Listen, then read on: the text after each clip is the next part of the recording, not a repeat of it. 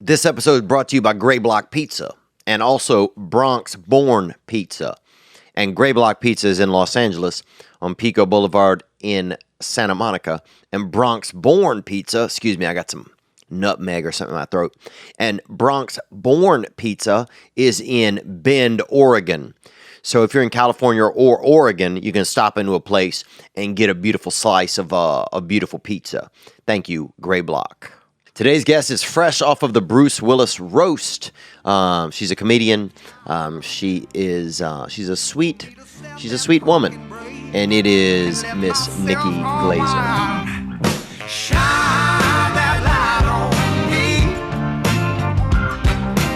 I'll sit and tell you my stories.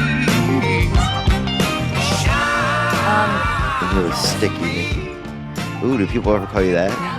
Really? Yeah, be the first. It's sticky. No, I wouldn't call. I mean, what would I mean? Sticky Nikki is good. Yeah, Sticky Nikki has. I can't believe that's not a porn star's name. I have like a porn star's name. Glaser. Nikki Glaser? I'd Glaser. Like, that was the first time that I ever felt attractive to a guy. Like, I grew up being just like very awkward and being like, no boy will ever like me or see me as someone that they would want to date. I could see you as that long breadstick. I'd fucking want to get at it. Thank you. Want to carb up on that puss, dude. Come on. You don't think that people would want to? Well, in high school, I don't know what you were like, but I was just not cute. I just didn't figure it out until like junior year. And then I overheard a guy pointing at my picture in the yearbook and being like, I'd like to glaze that. And I was like, oh my God, a guy wants to jizz on me. Like, I felt so beautiful. Yeah. That was the first time I was like, am I attractive to men? Oh, that's cool.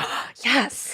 And someone that's natural, I think anytime you hear somebody like, yeah, if you hear somebody that say they want to, spray out on you, I guess it does fire you up as a child, It was just finally, I mean, it was, I just was waiting for that moment. And it was happening to all my friends. And I was like, when is someone going to notice me? And it was just that kind of like taking my glasses off and letting my hair down. And they're like, you're beautiful. I was like, I am. Wow. And then it took me many, many years before I let like any guy, I didn't like kiss someone until my junior year was my first kiss. And then after that, it was like years before I had another kiss. Really? And then I didn't have sex until I was 21. And then it was years until I started like having actual, you lose your virginity, but that doesn't mean you're just like banging left and right. You just kind of get it over with. Oh, yeah. I lost my virginity behind a bowling alley, dude, which is crazy. Yeah. Behind a bowling alley. Yeah. That's such a... And people were throwing rocks at us. There was this kid's... Oh my God. Well, there was this one kid, definitely, and something was wrong with him. I mean, nothing's wrong with him by our standards. Something's not, God didn't put him down here at 100%. You know what I'm saying? If you will. And, but him and some other kids were throwing... charged. It might not have been rocks. It might have been shale stone, but it was still hard enough, dude. It's hard to fuck when people are throwing rocks at you, dude. It's like the Middle East, you know? Were you in a car? Yeah. It's like the Gaza Strip. That's what oh my God. Okay, so were you in a car? Were you outside? Outside, outdoors. And so you were standing? Yeah. Up against like a truck or something, I picture? No, a building. A building. Yeah, Jesus. And how did Have this some go respect down? for me and the lady. Well, you were having rocks thrown at you. It was a bowling alley. So wait a second. How did this like happen? How did you We go? were in love. We were in love. Oh, it was your girlfriend? Oh, yeah. Oh, okay. Why do it there? I just think we were, we could do it there. We were young. You can stand and fuck easier when you're young. Yeah. Remember those days? I mean, no. I think I like started having sex when everyone was done standing and fucking. Oh, wow. Well, you're tall, too. It's not fun trying to fuck a tall girl, really, honestly. Oh, no. Really? Yeah. I mean, here's the thing.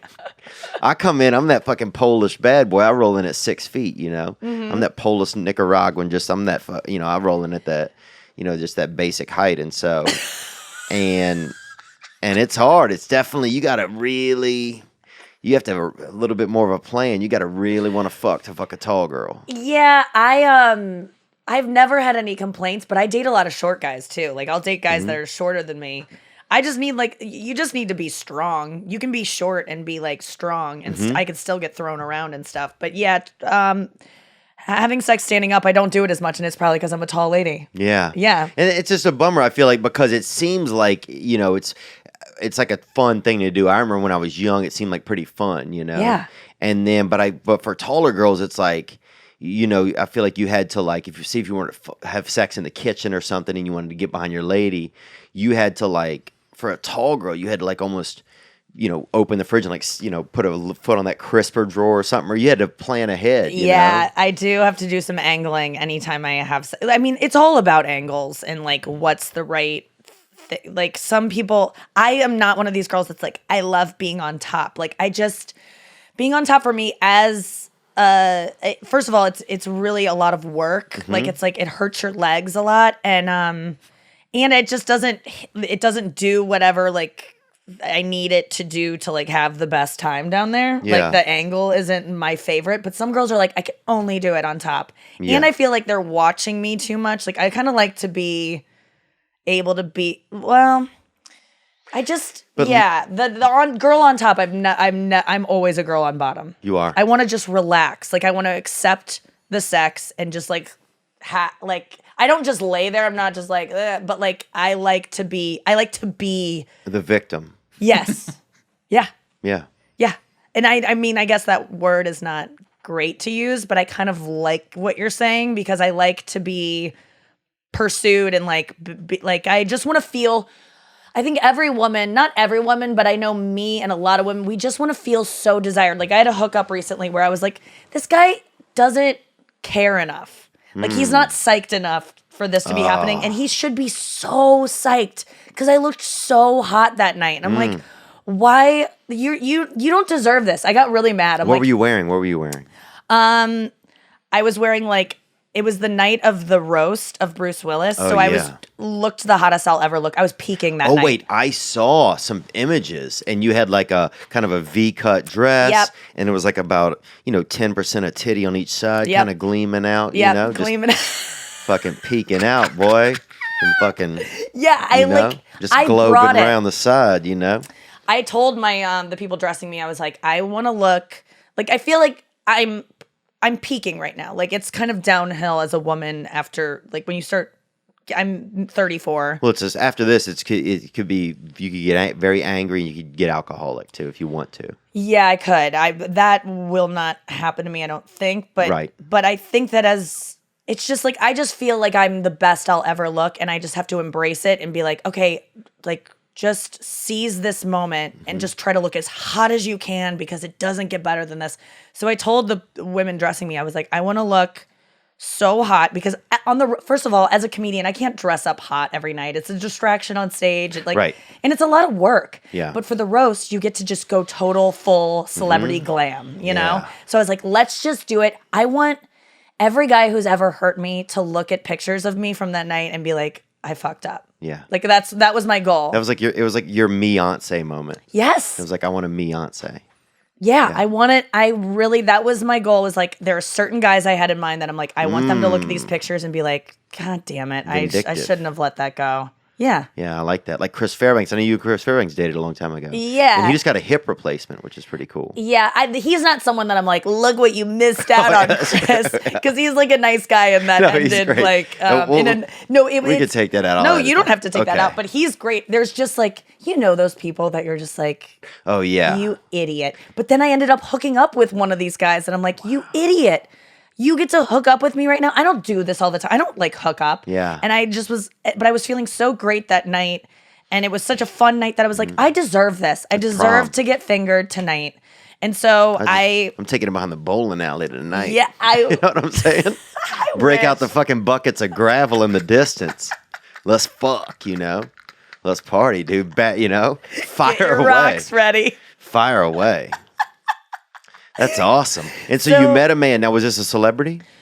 No, he's a guy that I had built some rapport with. Like, I'm never a girl that's just like, that guy tonight, never met him, get over here. He's a guy that I had been chatting with. We had made out once before, but he had kind of been avoiding Like he would like say, I want to take you out on a date and then never ask you, which is like the classic. I've done that before. And been like, I want to hang out, and then you just never do. We all have busy for years. lives. I have done this thing. I used to do this thing for years where I would just be texting girls for years. We're going to meet up. Years. Dude. Every other day. And then finally that went away. Because they learn that you're full of shit, and then they just... Well, we would both entertain it, though. We both entertained this crazy, just delusional wheel. Yeah. That we're actually going to hang out. Yeah, that was what was going on, where it was... I started to realize none of these plans were coming to fruition, and so I just was like, okay, I'll just have fun with this. And then we started... There was some sexting going on. Mm-hmm. So... That and then I realized, I don't take this person seriously as like a boyfriend prospect, which then frees yourself up as a woman to be like, okay, I can just like hook up with this guy, and I don't care if he calls me the next day because I don't really want him to, because I don't trust him to be there for me. He can't even get one date on the books, let alone be my boyfriend. Yeah, this guy's not going to be able to handle a whole child on the books. Yes. So, well, I don't want a kid, but like even just... Yeah, a puppy. He's not going to be able to handle a shared Bichon on the books. Yes. This guy is... I don't want to say worthless, but it felt that way. Like I like when a guy proves himself to be so disappointing across the board, but in a kind way. Yeah. Where you go, okay, I can hook up with you and feel nothing afterwards, or at least think I will feel nothing. Sometimes your body does things when you're having sex that you don't want to happen. Like as a woman, when a man is inside you, like chemical stuff happens. Yeah. So that's why I avoid sex, because I'm sober, and like when I was drunk, I could have sex and not retain feelings because I didn't remember the sex I was having. But now I'm sober and I'm like, it's connected. There's a lot of chemistry going on in your body that you could not like this person, then have sex with him, and you go, oh, I'm suddenly thinking about him. And it's not even you don't even mentally like him. It's like your body thinks that you're having a baby with him now because you had sex with him. And I think when a woman is 30, that you guys start to get that, that leaky faucet syndrome where they always want a plumber to be around. We're like, you know what I'm saying? The faucet's always asking for a plumber. Oh, my faucet is constantly a leaking. I am always like, I need to get banged out so bad. I'm like a woman in my prime, where it's like baby having prime is what I mean. Like everything in me is like, have a baby, procreate, get dicks in you, and make children. Like if somebody just threw some cum off a building, you would fucking just try to catch it in your vagina. My body would just do it. I would just lay on the sidewalk without even thinking. But I don't, but the thing is, but I'm not having sex because the last thing I need right now in my life is to like someone who is going to cause me pain and be like, did he text me? Did he watch my Insta story? Is he thinking about me? I'm too busy to worry about a guy right now. So I don't have sex so I don't get attached. Right. But I will. Would you fuck a guy after the Bruce Willis roast when you're in control and it's your fucking Beyonce night? Well, I was considering fucking him. Here's the thing. I was like, I could always be convinced. If you get me juiced up enough. Right. Are we good on audio, Nick? Everything's good? Okay, cool. If you get me like turned on enough, sex is... Because every guy has heard, I'm not sleeping with you tonight. Mm-hmm. I just want you to know, like, I'll go home with you, but we're not having sex. And then you have sex because not that you've coerced that girl, but like she got turned on enough that she's like, I want a dick in me. Like we have... Like, what does it feel like? Does it feel like a little itch? Does it feel like somebody kind of like, you ever feel like, okay, let me take this, right? So somebody taps you on the shoulder. Yeah. Is that what it feels like, but in your pussy? No. That's like so far from what it feels like. You know what I'm talking about though? Like no. Like if somebody taps you on the shoulder, it means they want, like, oh, what is going on over here? Oh, I see what you mean. Like if there's just stuff going on, but it's not insertion, you're like... No, like the feeling that you want a dick inside of you, Okay. That you want the, that you want that. Like, so I'm not trying to get, because like I'm researching if there's any twinks out there that are watching this shit, because a lot of, gay dudes are low-key DMing me all the time. And I start to realize how gross it must be for chicks sometimes, is the amount of gay smut that I get sent all the time. Wow. It's fucked up. Yeah. It's fucked up, bro. I talk about some guy sent me like a little kitchen cup full of he said it's semen, and I'm like, what is this shit? No way. Yeah. Like, is this Please legal? Don't send me that. I don't know, but that's true. It's like I talk so openly about this stuff that there's always guys sliding into my DMs being like, I live in Tampa, but if you're ever here, I would love to throw some dick your way. Like, it's just this aggressive. I'm talking honestly about it, but And that is is it brothers? not. Is it black guys? No, it's like kind of overweight white guys. Oh, is it really? I can see Balding some white of that. guys. Oh, I'm like, do you I can really? see some of that. You think see. you They think got- they that got a I'm going to chance, yeah. fly to? It's just so bizarre to me but they shoot their shot. Like I give them credit for that, but I think I'm doing something wrong in the sense that I talk so openly about like, yeah, I need to get a good dicking. Like that is something that I would like to achieve before the end of the year because it's been so long. Yeah. But that doesn't mean that I want you sliding into my DMs being like, I would love to put my dick. Like, that's not how that's going to happen for me. I Right. know that I'm very open, but don't come at me like that. I'm a lady in the streets, but a freak on the podcast. Yeah. So don't, and a freak on the stage. The way I talk on stage, and then guys are like, I'd fuck you in the ass. And I'm like, excuse me? And they're like, well, you were just, and I'm like, mixed messages, I get it. But like, come on, man. Yeah. And you I'm can't. still a girl. Yeah. And it's also, it's hard to fuck somebody in the ass on a stage too, I bet. But what I'm saying is this. Do you think the feeling you get in your vagina that like I need to get a dick in me, is it the same type of is it you know when somebody taps you on the shoulder, you're like, oh, somebody's there. Yeah. Like, is it feel like somebody's tapping you on the shoulder but in your vagina? I think it's like I would more compare it to a good meal. Like you like have like all the foreplay is like appetizers, and then you're like, and maybe before you have the appetizers, you don't even want the meal. You're like, I don't even know if I'm in the mood for that. Right. Even though that's what's coming. And then there's something about the appetizers that make you go like, no, I actually really want that and I need that. But the thing is, sometimes the appetizers are so bad. Oh, God. And the thing is, they could be good. If I'm in a position to get naked with you and start hooking up and have you like have your fingers in me, you could get your dick in me if you do a good job at that other stuff. That is on the table for sure. I can always be convinced. Right. So then what are some of the moves that a man needs to get to at this point? So Just you know what I'm desire saying? me. We're laying there. Just want me so bad and tell me how bad you want me. and like, where are we at? A motel? Are we at a hotel? Are we at somebody's apartment? hotel. Like the last hookup I had was in my hotel room. I was instantly completely naked. He left on every piece of clothing because I was like, you're not allowed to take your dick out yet. Like you haven't gotten me to a place that I want to even see it. Right. Like, and then I was just kind of yelling at him being like, okay, tell me I'm hot. Tell me how much you want to fuck me. Like I was having to like instruct you were doing him the instructor. because I was like, I want to be in a place where I could have sex right now. That would be great. He took his dick out and I go, I acknowledge it. I feel like that would feel great inside me. I can't wait till It's like someday. a conference call when it's like, so-and-so is in the room. Yeah, I was like that. Like, you recognize that the dick is there.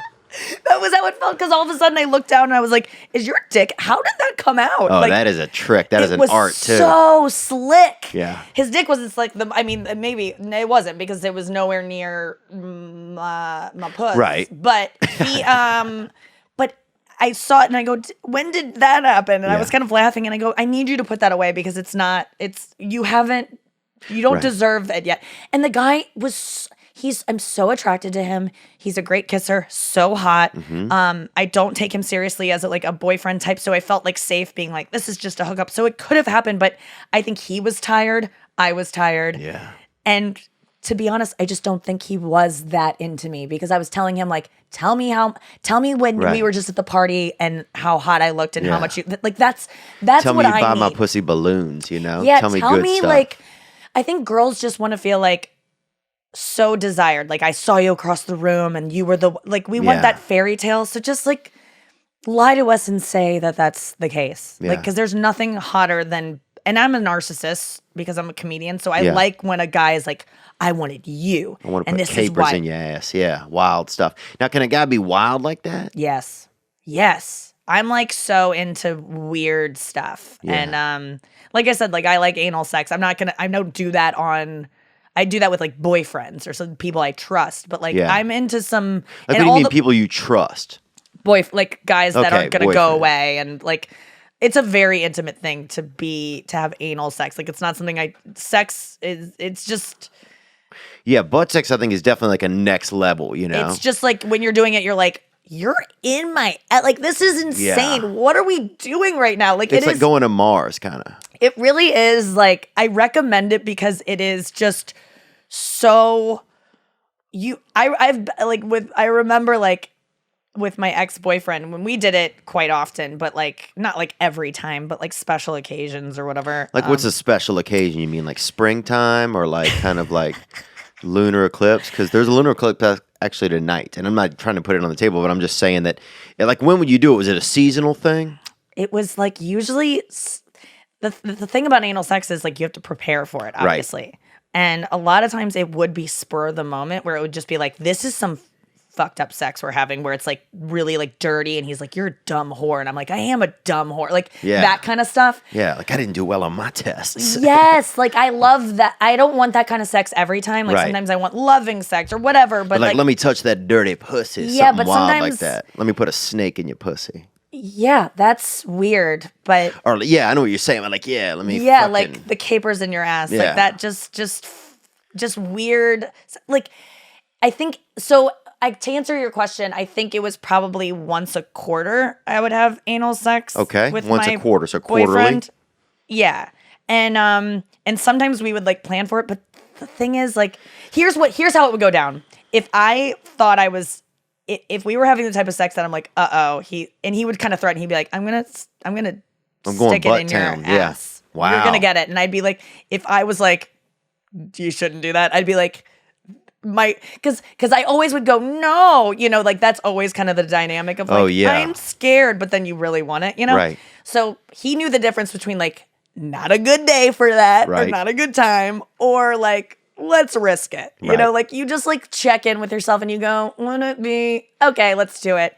And then, so that was always, it would always be spur of the moment. But sometimes I would really like be like, you can't, like, you don't understand. We don't want that happening right now. Yeah. And, but yeah, like I like some weird stuff. Like all the porn I watch is all like girls being like, I like to be tied up. I like, I like toys a lot. You're one of those Home Depot bad girls. Yeah. Huh? I feel like. Wow. Yeah, I like that stuff. Okay. It doesn't need to be every time, but like, I really like, I like to be like, I think that I'm so in control of my own life, and I'm such a control freak, and that you need to have somebody to really take control in those situations. Yeah, tie me up so I don't have any control. Like, guess what? I don't get to make a decision. It's such a blessing to like have no decisions to be made, and I just get things done to me. Yeah. Oh, thank you. But now I've had this feeling, I've always had this feeling that a lot of women want to be murdered, Do you ever, like, because women love those types of murder shows. It's all about murder me, murder me, murder me. I was just like thinking this other day of being like, having a great murder story, like having you be like this, maybe a podcast comes out about me getting murdered, and they're like, it's like an 8 episode podcast, like on Serial season 3 is about me. Like that's the new fairy tale for a woman, like my princess story. Yeah. It's like I think you're right. There's some glorification in like you get murdered, but your pussy lives to see another day. Okay, I'm into that. I don't know how that would how that my pussy is like a soul that would just find another. Yeah, like an avatar. It would be like kind of like it would definitely. You'd have to have some unique directors. But yeah, why is it? I think there's something about if you told I feel like there's a lot of women out there, and I'm not saying I'm doing anything like this or I'm starting a new small business or anything, but that you could sneak up on them and be like, I love you and I'm going to kill you. I remember. And they would be like, this okay, is a real let me story. put on my nice shoes first. One time, my ex-boyfriend, and he would be okay with me saying this because it really happened, and he was so sweet after it, but it was one of the first times we were getting, because you don't just, I didn't know I was into that kind of stuff, like being Sexually, tied up or getting tied slapped up? or choked or called a dumb whore. Mm-hmm. And the thing is, being called a dumb whore, I like it because I know I'm not. Like, right. I am smart. Yeah. I'm a whore, but like, I can be a whore. But it's fun to be a whore because it's like, there's something empowering about it. Like, I am a whore. Like, you just feel like a bad little girl. Like, it's fun. It's like Halloween for your regular self. Yes. It's like Halloween for your emotions. And I think that in my essence, like, I could have been, I admire porn stars. And like, sometimes I'm like, I want to like see what it would feel like to be one. Like, I watch a lot of porn and I'm like, I think these women are, some of them, I think there's types of porn that's like really bad for women, and then there's types where the woman's really empowered, even if she's tied up and being like, no, I think that she has a lot of agency in that. I look at porn stars and I kind of look up to them because they do something I could never do. I could never do that, but I admire it because I think it's almost like female stand-ups. It's like Yeah. you're really exposing yourself up there. Strippers, I feel the same way where I'm like, whoa, I watch them and I'm like, I could never do that. And I know that people watch me and go, I could never do what she does. Yeah. And people go, I can't believe that you talked about your vagina and your sex life so openly. And I'm like, that was nothing compared to, some porn stars who I'm like, I've seen the inside of their asshole. Yeah. Like that's showing yourself. That to me is like really revealing. So I admire porn stars in a way, and like to feel like one in my own life. Yeah, I've always felt synonymous with that. I've talked to some friends of mine that are porn stars, and I'll have that conversation with them. They're like, "Well, why do you relate to porn stars? You feel like you communicate?" I'm like, because there's just something bizarre that like. You put yourself out there, and like you put yourself like physically, I don't feel that comfortable putting myself out there. Like I'll put myself out there emotionally and like verbally and stuff like that. But I feel like what you do is the same thing. It's just almost kind of the other half of it, or it's just a different expression of it. You're so right. I'm just a porn star, just with my words and feelings. I'm just taking it in the feelings butt. Yeah, I'm doing some hardcore comedy you're into porn. some dark stuff. I feel like if you flipped it and what kind of porn star would I be? It would be some weird shit because of the way. But you're right. We do. Oh, you're fucked up. We bare our souls on stage and we are like spill all this shit everywhere. We're into some scat stuff. With our. Well, I'm into some. I really like just. Are you the female Jim Norton? That's what I'm starting to wonder. No. I'm talking about like my comedy. Oh yes, the words Yes. If you were to take my act it's and like guttural. twist it can be guttural. Yeah, it can be like really like I can feel like afterwards spent in a way that a girl after a really heavy gangbang shoot on a porn set. Like that's how much I give sometimes of myself where I'm like, did I feel good about that? Oh, well, it's already out there. And someone probably benefited from me spilling all that. Like right now, I'm like, why am I talking about this hookup I had less than 2 weeks ago? I don't even talk to the guy. He'll maybe hear this. I'm having all these thoughts of like regrets maybe about saying this. But then I go, if someone's watching who had a weird hookup and has any kind of solace from the fact that I also feel this way, then good. Then it's fine. Yeah. I'm glad I did it. Yeah, and look, I think even just a second ago when you said like, it's like the feeling after you get sometimes if you hooked up with somebody like did I do too much? Did too much happen? Like was there something? Yeah. Well, but it is what it is. Yeah, I mean, if nobody was actually physically hurt, and if you can still talk to the person, you can always say to them like, "Hey, was that weird?" or "I'm sorry about this," or whatever. It was. Can I tell you about how this hookup ended up? And I want you to tell me what you think. So where I left it at, it was a hotel first of all, which put you out of my fucking dating class. I like a motel, you know what I'm saying? I like thin windows, you know what I'm talking about? I like it when a truck goes by, you fucking know what type of truck it was just from the fucking Morse code of that window rattle. I like that thing. I like a couple of fucking flies in the room, Oh my I feel like when you come in, you already have roommates. You just don't know where they are. You know what I'm saying? I like that fucking just dirty shithole. So anyhow, so you said hotel, you're with the man, you're back in the room. Yeah, so we literally we're both we both live in New York City, but we were in LA for so that's kind of fun. The roast, and we both were staying at the same hotel, which I knew. And he's an agent, right? No. Okay. No. But he is someone that I had made out with one time before. We text a lot. We sext. He had sent me like kind of maybe a dick pic sort of thing, like in his pants, like no revealed dick, but like it was like on, Right. And at one point in our, like, in the early stages, I was like, maybe he could be my boyfriend someday. And then I quickly learned, like, no, this is just going to be a fun hookup at some point. And then this night comes around, and I'm like, everything's lined up. Yeah, I feel hot. I look great. I had a great night. I taped the roast of Bruce Willis. I had a great set. I was just, like, feeling, like, belle of the ball. Buzzing. And I'm at the after party, and I see him, and he's, like, talking to some dudes. And I just, like, was annoyed. Because I was like, why is he not talking to me? We have a rapport. Like, we're staying at the same hotel. What is, like, come on. Come on, guy. All you're going to have to do is walk across the hall if you play a couple of fucking cards right now. That's it. And I was talking to this woman who was just sitting next to me, and I was just opening up to her, and I'm like, oh, God, I bet she was pissed off about it. I go, I'm the belle of this ball. And she's like, you are. You just, like, she was at the roast. She was like, and I go, and I can't get laid. I was like, I would have sex with that guy right there, but he's put in zero effort And like, he doesn't, like, he knows that he could. So I was like, and she goes, if you can't get laid, no one can. I go, I know, tonight is my night. Like, I should be able to. This is so frustrating. And then as I'm talking to her, I'm getting worked into a lather, and I just am like, I make eye contact with the guy, and I go, Wow. I'm like, come here. Land the plane, baby. And You so know what I'm then- saying? Park that Yes. Yeah. I'm Bring like that out of thing in. LaGuardia. And he comes over and I go, what are you doing? And he's like, I don't know. And I'm like, talk to me. Like, let's get this going because it's getting Because late. it's 11:15. People are like, the party's winding up. Yeah. And so he sits down and then, and I'm a little frustrated with him. And then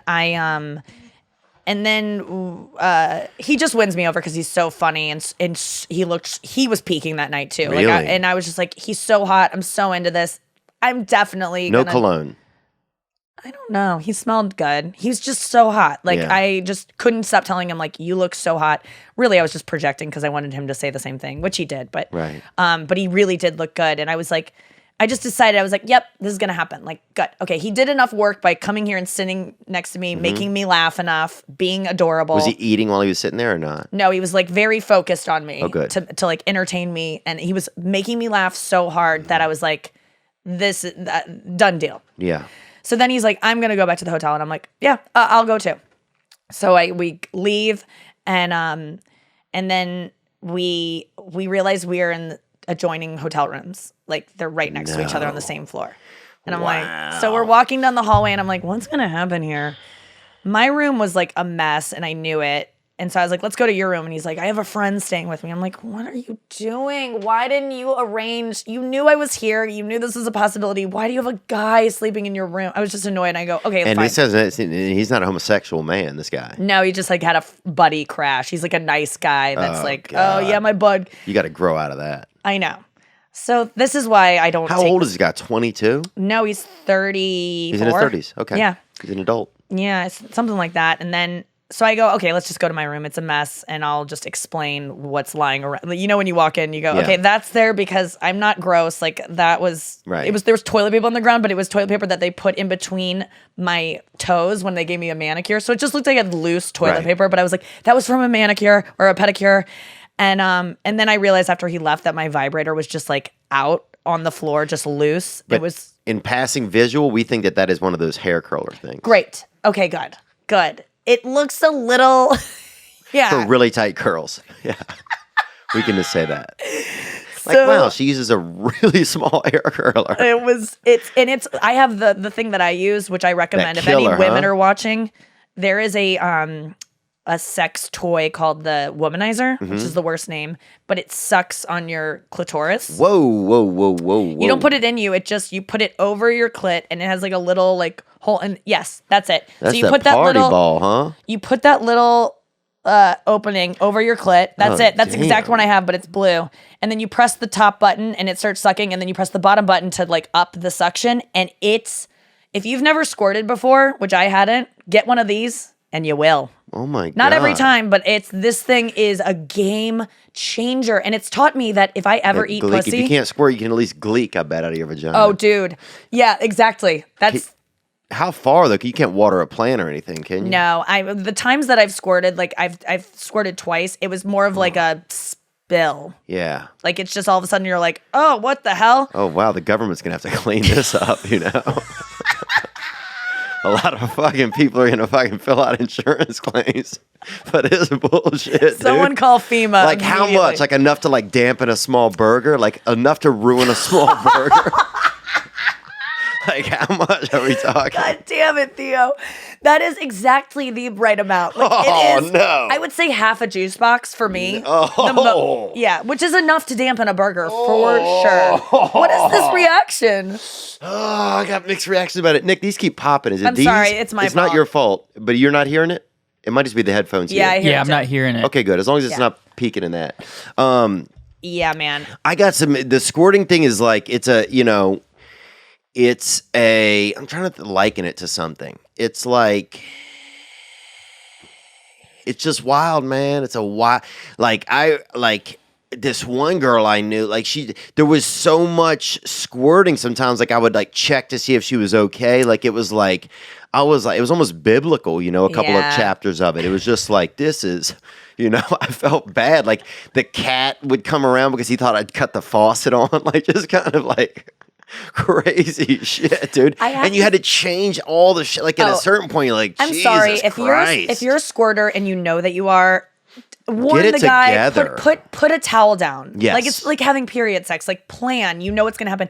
I will say that sometimes girls squirt and they're like, what is it? Like that's the first time. And then don't make them feel bad about that. But a girl should not ruin your mattress. Yes. Like the last time I squirted, which is the second time I've ever squirted, which I've in 5 years of my life, from the first time and the second time, I didn't see it coming, right? Like I wasn't like, I'm going to squirt right now. And then all of a sudden I was like, I would have picked a different position on my bed. I would have put down a towel. Like it's a nuisance because then there's a wet spot.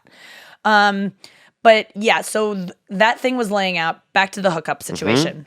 So that thing's laying out that little fucking that little urchin. Yeah. That thing looks like it fucking has an ulterior motive, dude. Well, this device has taught me that if I ever eat pussy, which I don't like, I think I probably will at some point in my life. Yeah. You're about probably 6 months away from it, I see right now. I I could definitely get that idea. Yeah, okay, so this is what I've learned is that you don't like licking is fine, but like you gotta suck that clit. That's what brothers do. And a lot of black dudes get down there and they're doing it right. Oh yeah, no, they're doing Latch it right. onto that thing like a barnacle on an old boat. Literally, don't let go. Say Wataneo. Suck that clit. Wild. I swear to God, that's the game-changing move. I would never have known it had I not gotten this device. And I have a vagina. I would have never known, like, suck on your clit. That seems weird, but that's wild. I'm telling you, the next time you go down on a girl, suck her clit, and like you will get orgasms out of her that she didn't even know she was capable of. You can just suck directly on it, full suck the whole time? Not the whole time, but like just here's the thing, and this is gonna get kind of gross, but we're already there. And it's not even gross. This is biology. Let's keep it. Yeah, let's make it so it doesn't get too gross. No, I know. Women's clitorises are penises that aren't fully formed. So when you're in utero or whatever, your body some of them makes... are trying to form, dude. One girl, I remember, like thumb wrestling down there. Exactly. I mean, this thing was really... Sometimes girls have huge clits I was 0-2 against this thing when I was trying to touch this lady's vagina, dude. This clitoris definitely seemed like it fucking could have worn, part of a mitten. This thing was grande.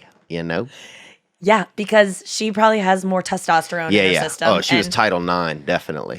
She had that fucking Title IX pussy. You know what I'm saying? But yes. So the whole theory is I want to learn this. So you're down. So clits are just dicks, right? Like they're little bitty dicks that are in hiding. Yeah. So treat her clit like you would a tiny, tiny penis. If you had a tiny penis, how you would want a girl to suck your dick. So that's it. Wow. So that should change everyone's style if you're not already doing something like that. Like you really need to focus on suction as opposed to licking and whatever that is. And I'm a girl that requires a lot of pressure down there. Like anytime a guy has ever like fingered me like outside my, like I'm always like, you need to go harder. You need to go hard. Like it's like deep within. Yeah. And I've had guys be like, does that hurt? And I'm like, I can't even feel it. I can't even feel it, guy. And then this device was recommended to me by a doctor that I talked to on my show. I had a show about sex and I was telling her it takes so much pressure for me to have an orgasm. And she was like, you need the Womanizer. Wow. And this was the toy. So that was laying out. And is it made in China? Do you know what country it's made in? Maybe Honduras? A lot of the real good ones are made in Honduras. Really? Yeah. What? And you kind of want that, I think, as a lady. You want something from fucking South America. I know I do. I want to go down there and... Because that Chinese thing will just beat the hell out of your vagina. That's kind of what I want, too. Oh, yeah, but... I want one that malfunctions and like doesn't let me have a choice. Because that's my problem with masturbation, Theo, is that I like to be dominated and be like, oh, you think like, because whenever I masturbate, I always get to a point that it's like, it feels great, but then it almost starts to feel like when someone tickles you and you're like, oh, this is fun. And then you're like, no. But that's like, if they keep tickling you, it like, you might die, your heart might stop. Yeah, but it's also very exciting. I always feel like when I'm about to have an orgasm, it's always almost like that feeling of like, no, stop. Like it's too much feeling. And when I'm masturbating, I can just stop because I'm in control, and I need sometimes to persevere past that to have an orgasm. wow. You know? So I feel like my problem with masturbation is that I'll give up too soon because I'm like, it's a little bit uncomfortable, and I feel like it's too much. I don't want to come, Right. and then I have control, and so then it's not as fun, and that's been my. So I would love a device to malfunction and be like, bitch, you don't have a choice. Right. We're latching on. Yeah, So- you want a device to fucking show up and not pay your mortgage and just fuck you against the wall. Yes. So you can't even see. Then you're Yes. blind. Yes. Just wandering around, no mortgage. in my hotel room with my flies. Yeah, but you have been dealt with. Yes. Excuse me there. I know you're enjoying that Nikki Glaser episode. She really talks about some wild stuff. But I'm just using some of that old money sea salt spray in my hair, and that is from Beardbrand. Beardbrand is a premium men's grooming company, and they're based out of Austin, Texas. And Texas is one of the big 50. And their mission is to foster confidence through grooming. And they like to say over at Beardbrand, keep on growing. Now, what I use also in my beard, actually, my little goatee or gut, is that temple smoke. And temple smoke is this it's like a skin conditioner or a hair conditioner. You can use it on a tattoo. You can use it on excessively dry skin. It's just like this, it's this beautiful little salve that just helps you as a man just kind of take care of yourself. Beardbrand is much more than products. It's education, it's inspiration, and it's community. So head over to beardbrand.com/Theo and get a free sample of that sea salt spray. That way you can just really get your hair feeling nice and fancy, and also not nice and fancy and just kind of wild, as if the beach itself took care of your hair today. Go to beardbrand.com/Theo. I support their products, man. I'm using them and I love them, and you can too. Free sea salt spray. Check it out. And now back to the Nikki Glaser episode. So you got the man. Tell us what happened with this man. Jesus Christ. So then we get in my hotel room. We start making out. Mm-hmm. I get naked almost instantly because I just have a dress on. Like, Right. that's all. So it just comes off right away. He has on his full outfit. He takes out his dick. I say, put that away. Like, we're not dealing with that right now. Yeah, put that away, dude. I literally said, put it away. And he was like laughing. We were both like laughing. And I was just like, it's beautiful. It looks great. I'm sure it'd feel great, but I'm Did not. it look cool or not? I kind of glanced at it, just like a cursory glance, Mm-hmm. but he had sent a picture before of it in his pants, and I was like, okay, that's good. In its pants. In his dude. underwear. That's under the Ku Klux cock, bro. Who sends a fucking penis in their fucking with a I don't fucking know. underpants It on was top hot. of it? I would, How is that hot, bro? And our producer Nick just said he does that kind of stuff. yeah. Because it's not It's incriminating, but it sends a message. And I totally agree with you, Nick. Like, I think that a bare dick would have been like, whoa, dude, I'm not ready for that. Yeah. But this was like, oh, we were sexting. He got turned on, and he just took a picture of his boner, and I saw his dumb socks in the foreground, or in the background. Like, he was just sitting there, like, and I just saw, like, you know. Dude, I have pictures, and I actually got upset a girl one time. I have pictures of my dick from when I was like young, you know? And so I would send those, and she was like, what the fuck is this? I didn't realize that it seemed like it could be, you know, illegal or something. Right. And she's like, what is this? And I'm like, this is, it's my dick. I was kind of like leading up to my adult dick. I didn't want to send like, I wanted to leave a few years. You in the bathtub as a 3-year-old. Yeah, like a couple decades in between, like now and then. I wanted to give us somewhere to end at, That's hilarious. And she thought I was a fucking pervert, No. and she was a creep anyway. She doesn't get it. That's a really funny move. Some fucking muppet. So- but anyway, I was fully naked, and to me, and I don't hook up. Like, this was very exciting. right, this is to a me. special night. Yeah, I was like, in the moment, I was like, good job, girl. Like, you're having a random hookup. You're putting yourself out there. Yeah, it's your night. I'm a bold woman who just gets what she wants, and Yeah, and you're I feel Jessica good. Rabbit. Yeah, I felt like really empowered by it because I've been struggling. I was in a relationship for 5 years and got out of that, and I've since like not hooked up with anyone. So, and that's been a really long time. Wow. It's been almost a year of just, and I've hooked up with my ex, but that doesn't really count. Yeah, that doesn't count. That's just going No back one to just knew. fucking, yeah. And so it was very exciting to me in the moment. I'm like, I'm doing it. I'm finally like getting over the hump of like, I can get naked with a new guy. Right. It was like, oh, yeah, this it's feels fun. good to It me. is kind of cool, yeah. And then he was fingering me, which is like my favorite thing. Like, I all I want to do is get fingered like all the time. It's like so fun and sneaky. You can do it in public. Like it just. Now, are you on all fours when this happens? Or are you on your He's laying back? down on the bed on his back, and I'm straddling him, and he's from behind doing that. Okay. You're straddling him facing which way? Facing him. Okay, facing So we're him. like making out. He's Oh, and he's around your back, around your Yep. buttocks. Yep. Oh, wow. Yep. Or maybe like it was like Oh, it was wow. like that.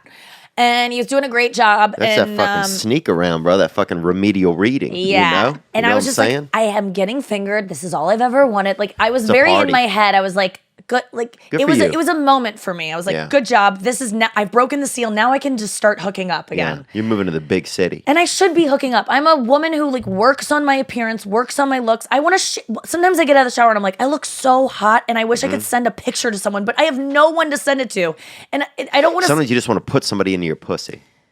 Yeah, you just want to like treat someone to this thing I've worked on, and I'm not gonna have this body forever. I'm gonna start aging, and it's not. I'm gonna be like, oh, I'm not. I don't feel. I just feel sexy right now, and I want to be having sex. Yeah. And so I felt good, and then I think that, and then I started being like, okay, I don't know that I'm gonna come from this because I'm very complicated down there. Like, Are you a cum hunter too? Are you somebody that's just you're trying to cum once you start going? I would like to, but I just realized like Because I don't care about coming. I could care if I come this year or next year. Yeah, I honestly don't care because I think sex feels good anyway. Yeah. And I went so I went so long in my life without coming because I just didn't know my body, and I still am confused by my body. So if a guy is fingering me and I'm like, I'm not gonna come, it's nothing based on his performance. Like sometimes Right. I'm like, I don't even know what to do, man. So then I started telling him, like, okay, tell me how hot you think I am. Like I just was like, I Right. need to feel more desired in this moment. And what did he say? Like on a scale of 1 to 10? That's so funny. He's like, you're like a comedy 9. I'm like, oh, okay, I'll take it. No, he told me the things I needed to hear, and I'm like, tell me how bad you want to fuck me. And Oh, wow, there you because go. he was trying to fuck me, and he was like, I want to so bad, and I'm like, That's kind of a cheesy answer, though. That's like the easiest. I want to fuck you so bad. he was tired, and it wasn't. I don't think he was that into it, and that's fine Yeah. because so it got to a point He's where like, I I want was to like, fuck you about as much as I want to sleep right now. So, and I neck understand neck, that, and I right. don't take offense to that because it was a long fucking night. We were both working, Yeah. like it I'd was love a to long night. sleep fuck you. Yes. And so, I want to fall asleep really hard into your pussy. yes. And sometimes I love to like sometimes just like lay back and just like kind of sleep as a guy's fucking me. Like Oh, yeah. I like that. I would totally enjoy yeah. that, but we're not there. And I didn't want to sleep with this guy yet because of the Right. feelings I get when someone's inside me. I was like, wasn't ruling it out. I always can be convinced. Yeah. But then he took his dick out again and he goes, come on. I was like, where would we even get a condom? And he's like, well, there's the pleasure packs because we were staying at a hotel with like, the sex kit or whatever. Oh, And wow. I'm like, This is back to a motel all of a sudden, and I like this. It's not the thing on the wall where you put the money in. no, this one, like, it was at the W hotels. There's like Pringles and then there's like an intimacy yeah. kit. It's like, hey, you want these Pringles or you want to fuck? Yes. So, Yeah. There's not a lot of middle ground there either. no, you know? it's so weird that they're right next to each other. It's like at least throw some milk duds in, something in between fucking sex and carbs, brother. It's so funny. So he goes, yeah, there's a condom in that. And I was like, okay, so that's nice to know that there's one in the room if I decide to have Right. sex with you. But then I would say another minute. And you go progressed. condom every time. You're always condom. And if I'm not in a relationship, no, I don't want Right. condoms. Yeah. They're not great. I haven't even heard someone say the word condom in about 2 years. Sucks. So Yeah, they're not ideal. No, they're But stupid. Also, they with should a put that new on the guy, package that they're fucking dumb as They're fuck, stupid, but they're and that yes. they're not even cool, and they don't even really feel like sex. I just don't feels want like somebody's angry at you and is just Yeah, is it even hiding your worth dick it? from somebody that you're trying to fuck at the same time. So then I totally agree with you. Like condom sex, I'm just like, Yeah. it's not even good for me. Like, because I know it's not as good for you, so it's not as good for me. I'd rather just get to a point where I trust you enough, and we're like, and you get tested, and I get tested, and we can just like start fucking. And that's the without thing them. about Christianity that I love, man, is that Christianity's like no condoms, fucking get in there, Yeah. And in a weird way, they have a point. People are like, it's just about birth. It's just about you got to have the baby, dude. They also enjoyed the feeling of fucking sex. That's a really So good they point. wrote it into the document. That's you so know? funny. So So then I would say this hookup in all, like, it was probably 7 minutes long. Jesus, Okay. it's been about an hour and 15 minutes on here. I know, Go I'm really on. sorry. No, it's okay. It's good. I'm So just then- joking. No, you're I right, love though. this. This It's is a going perfect on so theme for long. this. So then I get to a point where I'm like, I'm not going to fuck him because he's just not getting me to the point where I want to get fucked. Well, you Like, keep having to wake him up to move his fingers around inside of you. That's the It's crazy true. part. And this is if this is not a slight against this guy. Like, he was so like, Mm-hmm. I just was tired too, and so I got to the point where I just go, I really wish I had my vibrator, because and that wasn't an insult. That was like, with you fingering me plus a vibrator, Right. like that would have been, I That's could teamwork. come everywhere. Oh. Like, it would have been amazing. But I Oksana didn't. Bayul all of a sudden. But with the womanizer, it's not the same as a vibrator. Like, you need it. That's more of an alone tool. Whereas a vibrator, you can incorporate fingers and dicks and right, stuff. let's do it. So I go, I wish I had my vibrator. And he goes, do you just want to go to our separate rooms and jerk off? And I was like, yes. Wow. And I climbed off him. He stood up. He didn't have to put on any clothes because he was still wearing everything. Yeah. And he goes, you were seriously so great tonight. This was fun. And I was like, this was so fun. He leaned down. We kissed again. And then he just went to it. He walked out, went to I heard him in the next room, like, getting ready for bed. And then I just cracked open those Pringles. What if and you heard called him it a cut night. the biggest fart right when you went in there? That'd have been crazy. That would have been almost awesome. But it sounds like it. You heard him crack the Pringles? No, I cracked the Pringles. Oh, that's awesome. I just stood in my bed and watched, like, the In My Feelings challenges on Instagram, and then ate Pringles, and was like, it got to the point where I was like, oh my God, I just had a hookup. Like, that was so weird. And it was so diplomatic and sweet. That's and cool. It felt really good. It felt, because I was scared that post hookup, no matter if I had sex or not, that I would feel some kind of longing, like, I hope he texts me, or what is he gonna say about this? But I felt none of that, and it felt just like a victory. And then and since then I've been like, oh, does he even want to hook up again? Like, I'd be open to it, but I was like, based on that experience, I don't think he'll, like, be interested again. But And he might is. though. He is interested. Yeah. I think there's something. You know what really made me interested at the very end was when there was something there's something nice about the earnestness of, like, you just want to go to our rooms and do this own thing.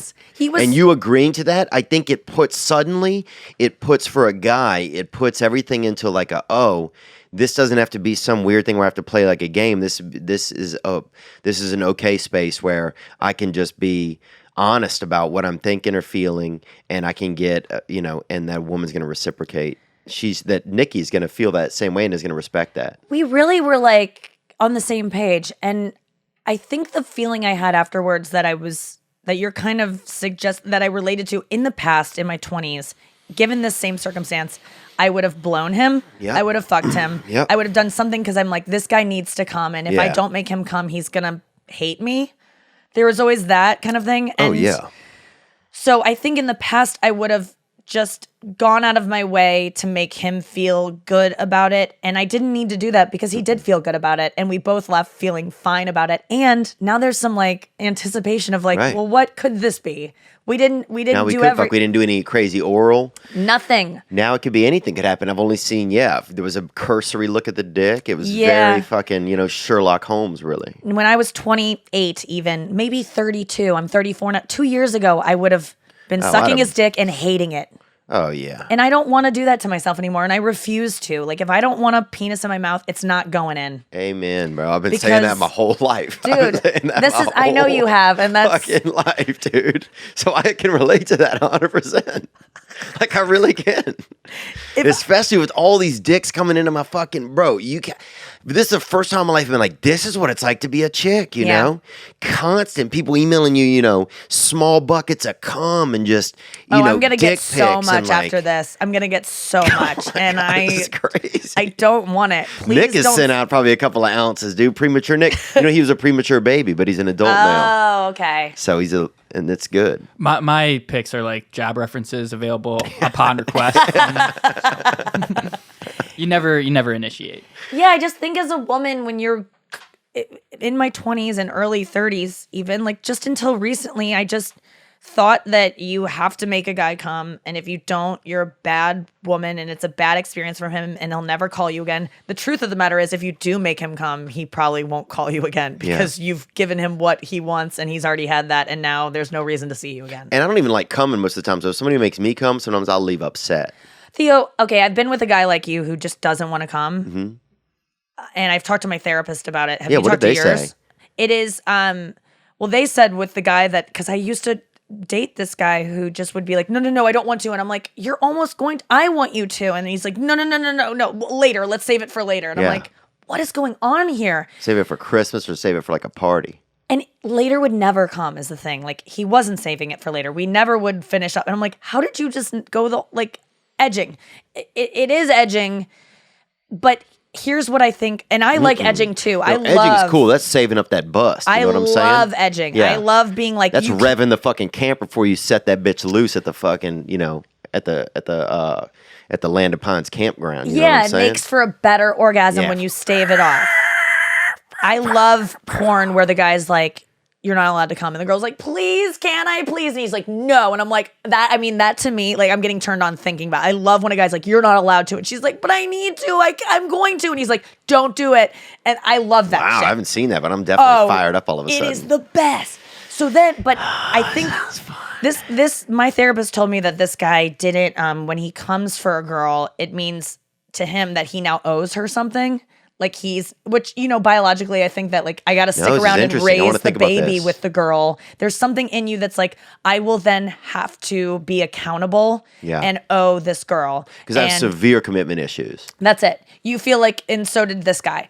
You feel like when a woman has made you come, there's a release there. You're out of control in that moment. This woman has just now controlled you in a way, and now you feel out of control. You feel like you now owe her something because you've come, and biologically, if back in cavemen days, you would have owed her something. You would have helped raise that baby that you just made. You'd have to go hunt for her. There's an expectation there that I think is still ingrained in us, deep in our fucking brains, that. Well, a biological, you mean? There's a Yeah, it's biological thing inside of us response. that if we come, that if we ejaculate, that then a child is being created, something's being created. So there's this thing where if you do that in a context where that's not happening, as a man, that some of us could feel, could still be really like rooted into that biology where we feel then like that we're going to owe something to that woman, that there's going to be a responsibility there with that woman. Yep. Yeah, that's it funny. means I've never responsibility. thought about that, but I definitely can really, really relate to that. I think would that's not really want to come. interesting. Even in college, I remember I'd hook up with my girlfriend, and I just would not want to get. I'd never really like. Now I'm a little bit more relaxed about it, but I used to be extremely uptight about it, man. Let me just say that as a woman, I like when a guy comes, like I like cum in sex. Like I like that there's like a thing at the end and that it's that messy party, and weird. the fiesta. And you can do some freaky shit with It's cum. like when people come out. It's like when people it's like when somebody orders the fajitas at a Mexican restaurant. Everybody's just like having regular food, and then somebody comes by with that fucking smoky dish, and you're like, damn, that's it. Yeah, and you're like, oh, I should have gotten that. Yeah. That's fun. And that's the way I felt. I was always like, I like the finale, and I understand not wanting to, and I want to respect any guy who doesn't want to, but I feel like It does take away from it. work on letting that go because it just feels incomplete. It feels like you just didn't, like you're waiting on the check and you're like, okay, we're ready to go. Yeah, Like it just, and then somebody just comes up and you're like, oh, you can leave. There's no check. and it always felt frustrating to me, and maybe women who have hooked up with you and had this experience feel the same way. It's like, because I know you want to. You're turned on by me. Everything's leading to that. I don't feel like I'm not pretty enough that you didn't come. Like Right. there's those circumstances where the guy like loses his erection and girls can convince themselves like he doesn't like me, which is not the case at all. That's but in most this of my case, 20s, but no, that's not the case. But in this case, you're like hard and about to, and you're like, no. Right. And so I walk away with my self-esteem preserved because I'm like, I know he was there. But then Right. you're also like confused, like, why not? Yeah, what's But going on? I think we hit on It's it. funny. I'd never, ever really been able to kind of figure out maybe what some of that could even be, Well, thanks for sharing that you are like that, because I think that I don't think that many men would admit to that, but I think many men do exactly that. Like, I think it's a very common thing. Yeah, well, I makes think there's sense. some I think if at the very least, I think there's, it can help me in some of the psychology of why some of those behaviors are that way. Because for a long time in college and stuff, I used to think, or in my 20s even, I would think that it was because I used to be like really into like going to the gym and stuff. I used to think, oh, well, there's part of me that's like, oh, and you would feel weaker if you had sex and then went to the gym. You'd be like, oh, fuck, man, if you got off and went to the gym, I'd feel weaker.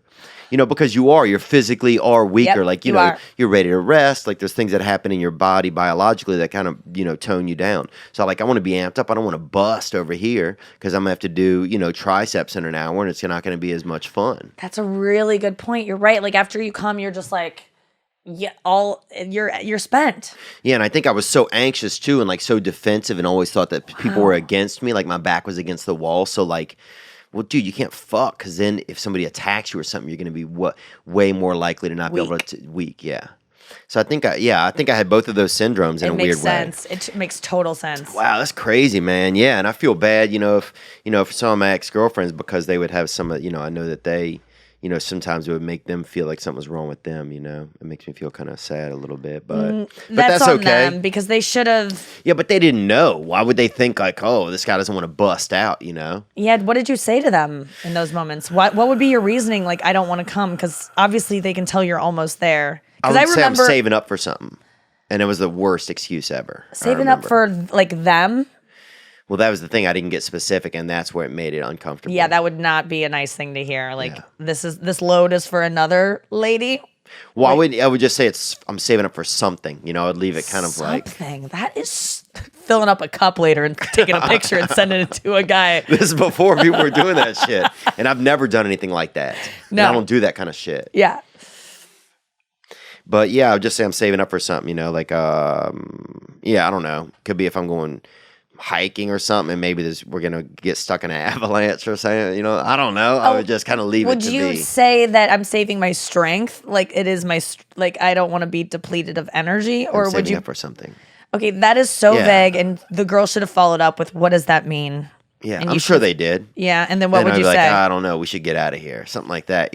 Some type of fucking. Well, we shouldn't be here right now. And they're like, we're in your apartment. And it's like, yeah, but. Have you had girlfriends? You never know. Yeah, I've had some girlfriends, man. Yeah. What's been your longest relationship? I think maybe 3 years. Oh, that's long. Okay.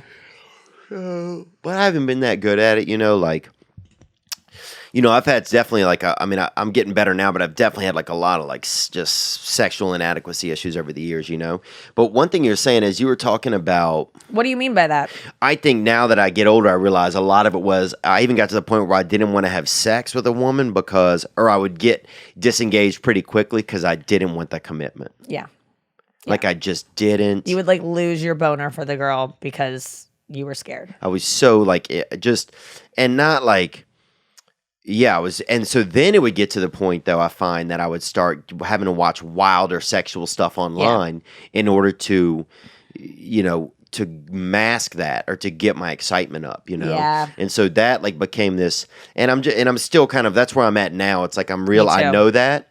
And so I have to see like, okay, well, there's some stuff here. If I want to be in a successful relationship, I want to be in a comfortable physical environment or emotional environment, then I'm going to have to actually do some work on some of those areas. And some of it I don't want to do the work on. I don't either. Theo, I'm so on board with it. Like it's the porn I watch is disgusting and it's like it's the dark arts. And we talk about it on here a lot of times. Yeah. Nick is a victim. He's, he's probably definitely looked like he's watched some fucking stuff, dude. I mean, the stuff that where they go, this is a suggested video for you. Like I'm starting to see blood in those videos where I'm like, no, I don't want that. And they're like, we'll see you next week. And I'm like, you're probably right.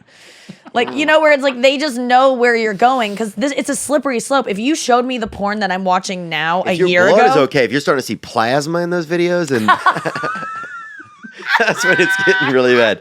And I'm just joking. Blood, I don't watch anything like that. No, it wasn't blood, but it's like, fake blood. It looks like blood, but it's candle wax or something. But I'm just like, I'm not even into the idea of the like imagery of like thinking it like might you're getting be. into that Transylvania pussy. Yeah, but but if you showed me the porn that I'm watching today, a year ago, I would have been like, oh God, no, I don't want that. But like, you just get desensitized and then you need the next thing. And so I've been trying, I'm guessing you're doing the same thing, is take a step back and trying to get back to your roots of like just two people fucking and not having like weird stuff happening or like stepbrother dynamics or whatever the fucking thing is that you feel weird about. Well, stepbrother dynamics, any step family turns me the fuck on, hot. dude. It's so hot. I mean, that's it's my just region. Taboo. I'm from the step family belt. I mean, you definitely... Somebody better be a cousin in the house or nobody's fucking. But I relate to you saying that, like, Because I am reaching at an age where I'm like, oh, I want a partner.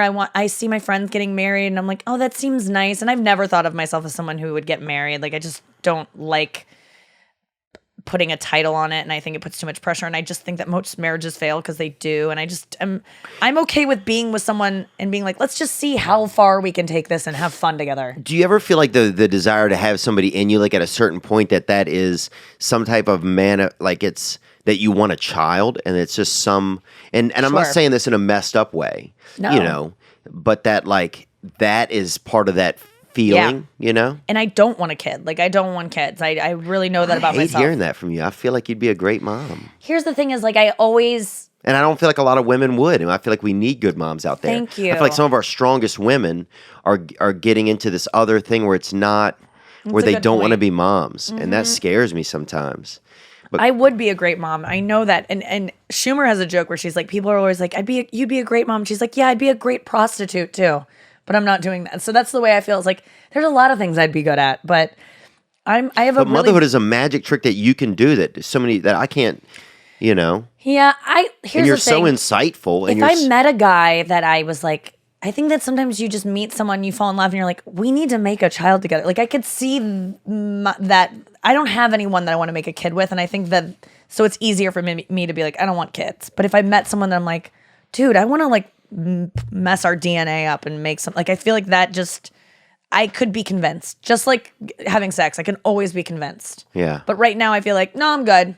Because I feel like your sexual feats are getting wild enough where eventually one of them might be like, hey, I can make a child pop out of your vagina. mean, and you'd be like, oh, this sounds that's like so a video funny. I'd watch, you know? I think that that's really hot is like I've talked to some girlfriends who have like had sex where they're like, put a baby in me, and the guy is like so turned on by it and she's turned on by it and she's like, why did I just say that? But like, it's like there's something so hot about that. Yeah, then the baby comes out with a whip. Oh my God. You know, he comes out he climbs out listening to crazy music, just moving his fucking shoulders, you know? It's my party. It's the Ally McBeal baby. And he comes out crying. How crazy is that, dude? And he's listening to Marilyn Manson. Try some cakes on over. Spike collar. Yeah. The beautiful people. The beautiful people.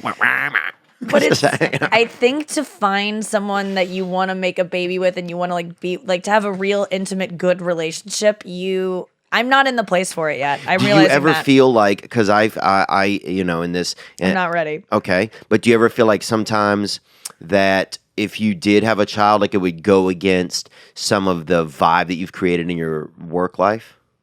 It would just be so much work. I want to be rich enough that I would be able to hire nannies and help. Because I can't have my career and also raise a child. Both would suffer. So I would need things in place Do you feel like you'd alienate any of your audience though? No, I would only like, I don't think that I'm like this like voice of a single woman that's like, we don't need to have kids. And I think what I am is the voice, just whatever's going on, I'm just honest about. So I think people would go with me on it. So you don't feel like you're like that feminist, like man hater type of voice? No, I love men. Yeah. I feel very, I love men and I wish I didn't so much. And I wish I wasn't as distracted as I am by guys that I have crushes on who I only choose because I know they can never truly be there for me because I'm scared of intimacy. So I pick guys who I know will never love me. And I want them to love me so bad. But I'm picking them because I know they self-fulfilling, can't. Right. Wow. So I'm in control and I don't even realize it. Because if I really wanted someone who was going to be the husband that I see for myself someday, that guy is out there. Those guys are interested. They're chatting me up. But it kind of repulses me right now to have a guy be like, I see you and I want to support you and be there for you. It's like, ugh, it scares me right now. So then, no, I want to hear more about this because I think this is like this. I can totally relate to this. Yeah. Why does it repulse us? Like, why does it scare us? Why? What Because is we that? don't love ourselves yet fully. Like we haven't really fully accepted ourselves. And because I love myself a lot more than I did at any point in my life right now. I've worked on myself so hard to have good self-esteem, but it's still not where it needs to be, where I don't love myself to let someone else love me. And you can't. If you don't love yourself, no one else will love you. So it's literally impossible to find someone to love you if you don't already love yourself. I truly believe that. So I'm 50% there, but I'm not all the way there. And so when a guy loves me, I go, oh, what's wrong with you? There's something wrong with you if you love me, because I'm unlovable. And you don't know that, but I know that deep down. I'm unlovable. So I don't trust you now. Oh, because it's like, oh, there's something. Yeah. Oh, you're not able to see when someone's a fraud. I want someone who thinks they're better than me because I think that they are better than me. You know what I mean? Like I want to win over a guy and convince him, as opposed to just someone being like, sure. Yeah, I think you're great. I will say that's changed a little bit. Like now I love when a guy is just pursues me hard. I think that is like a really healthy direction my life has taken, because I used to always go after a guy who wanted nothing to do with me. And now nothing turns me off more than a guy being like not into me. Now I'm finding guys who are super into me, come at me hard, but are still emotionally unavailable. And so I'm still finding guys who are unavailable. I used to date guys with girlfriends. Like Persian guys? Yeah, I mean, kind of like international fucking dudes. Like guys who have fucking been in Dubai at some point? Oh, yeah, definitely. Guys who have girlfriends, or like guys who are in open relationships. I pursue guys that like me and are attracted to me and want me so hard, which feels good that I'm going after guys who actually want me, which wasn't always the case. And then I'm like, I want them so bad. And then I realize, no, you don't, because you wouldn't. If you loved yourself, you wouldn't want a guy who would do that. Who's there's no way that he is going to be the man for you, because his life is not in a position to be there for you. He doesn't care about you. He doesn't love you, and he can't love you. It's not within his realm of possibilities to love you, yet you still want him to love you. At that point, it's my decision. And and when I get hurt by those men, I don't get mad at them anymore. I'm like, you're setting yourself up for this, Nick. Wow. Like I say that to myself now, because I'm like, I'm choosing these men based on the fact that they're unavailable. Yeah. And deep down, I know it. Do you find it hard to be honest with guys in relationships? No. You don't? No, I find it really, really easy. But do you find it so easy to the point where it's almost an escape sometimes?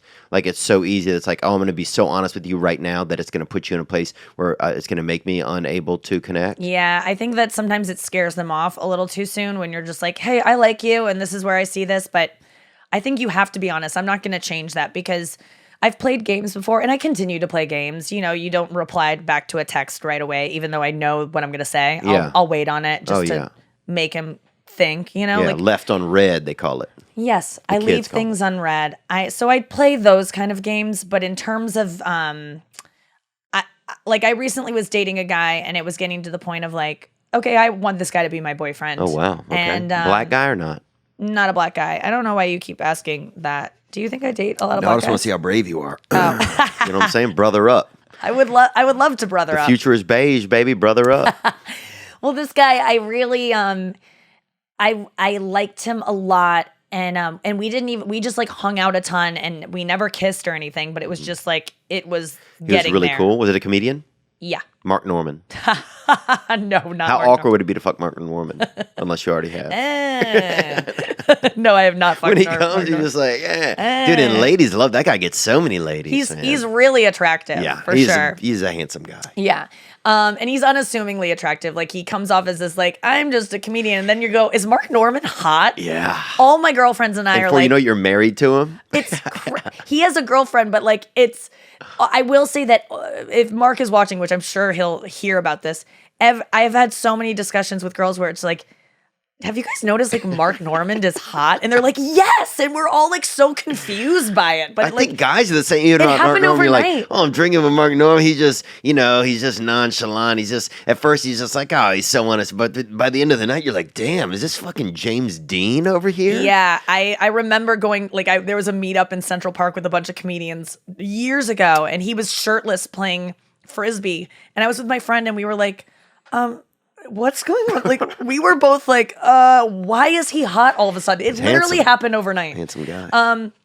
But no, it was. So anyway, I was hanging out with this guy, and I realized like I really liked him, and I was like kind of playing games, trying to be like, I'm cool with whatever you want this to be. And then I got to the point where I was like, no, I want this guy to be my boyfriend. I don't want to be just friends or whatever we're doing. Right. So I told him, hey, listen, here's what I want with you. It's not possible, clearly, because this isn't progressing towards that, and so I'm not interested in anything less than that. So bye. Wow. And he was like, wait a second, we were supposed to work together on this thing. We were supposed to be, you were my friend. Like, we've been friends. And I'm like, I know I'll miss you, but it's not what I want. And always going to be frustrated with you then. And I don't want to, when it's like, we'll just be friends. It's like, no, I don't want to pretend to be friends with someone that I'm secretly crushing lusting. on. Yeah. But don't you think though that there's something sometimes by being so empowered that you kill some of the room for fun? Yeah. And I think he would probably say that too. It's like we were having so much fun. It was like a flirtation. It was leading towards that. And now you just were like flipped to the end of the book and we're like, well, are we going to get to this? Right. You're so efficient that it's not. If it doesn't get to this, then I don't want that. It is very much like line in the sand. But my frustration with this guy in particular was that there was no. I was being consumed by my thoughts of him. Every day I was thinking, is he going to text me? Yeah. Is he going to watch my Instagram story? Like, right, all that's these unhealthy. Things. And I'm too busy, and I have a fucking life to manage. And when a guy becomes stressful and a burden, it's like, get out of here. I need to move on from you. So I'm cutting this off because if I stay friends with you, I can convince myself like, oh, I can be cool with friends. It's like, no, I can't. I like you. I want to have sex with you. It's going to mill around forever. Yeah, there has to be a way where you're managing your life and your emotions as well. Because if you just let it. Yeah, things can just meander around like sheep forever, I think the guys get stuck in that situation a lot where they'll be like, I like you to a girl. And she's like, I just like you as a friend. You mean so much to me. And they're like, okay, I'll take it. I'll be your friend. Yeah. And then they end up hating that girl. It just breeds resentment. And I would just rather have no relationship than one that I'm unsatisfied with. Yeah. Even though I miss that person and I talk to him every day and then we just don't talk anymore. And I'm like, oh, that's a bummer. But that's what a breakup is. Yeah. Yeah, I mean, it's tough. It's tough out there. Are you on the apps? I'm not on the apps, no. Good for you.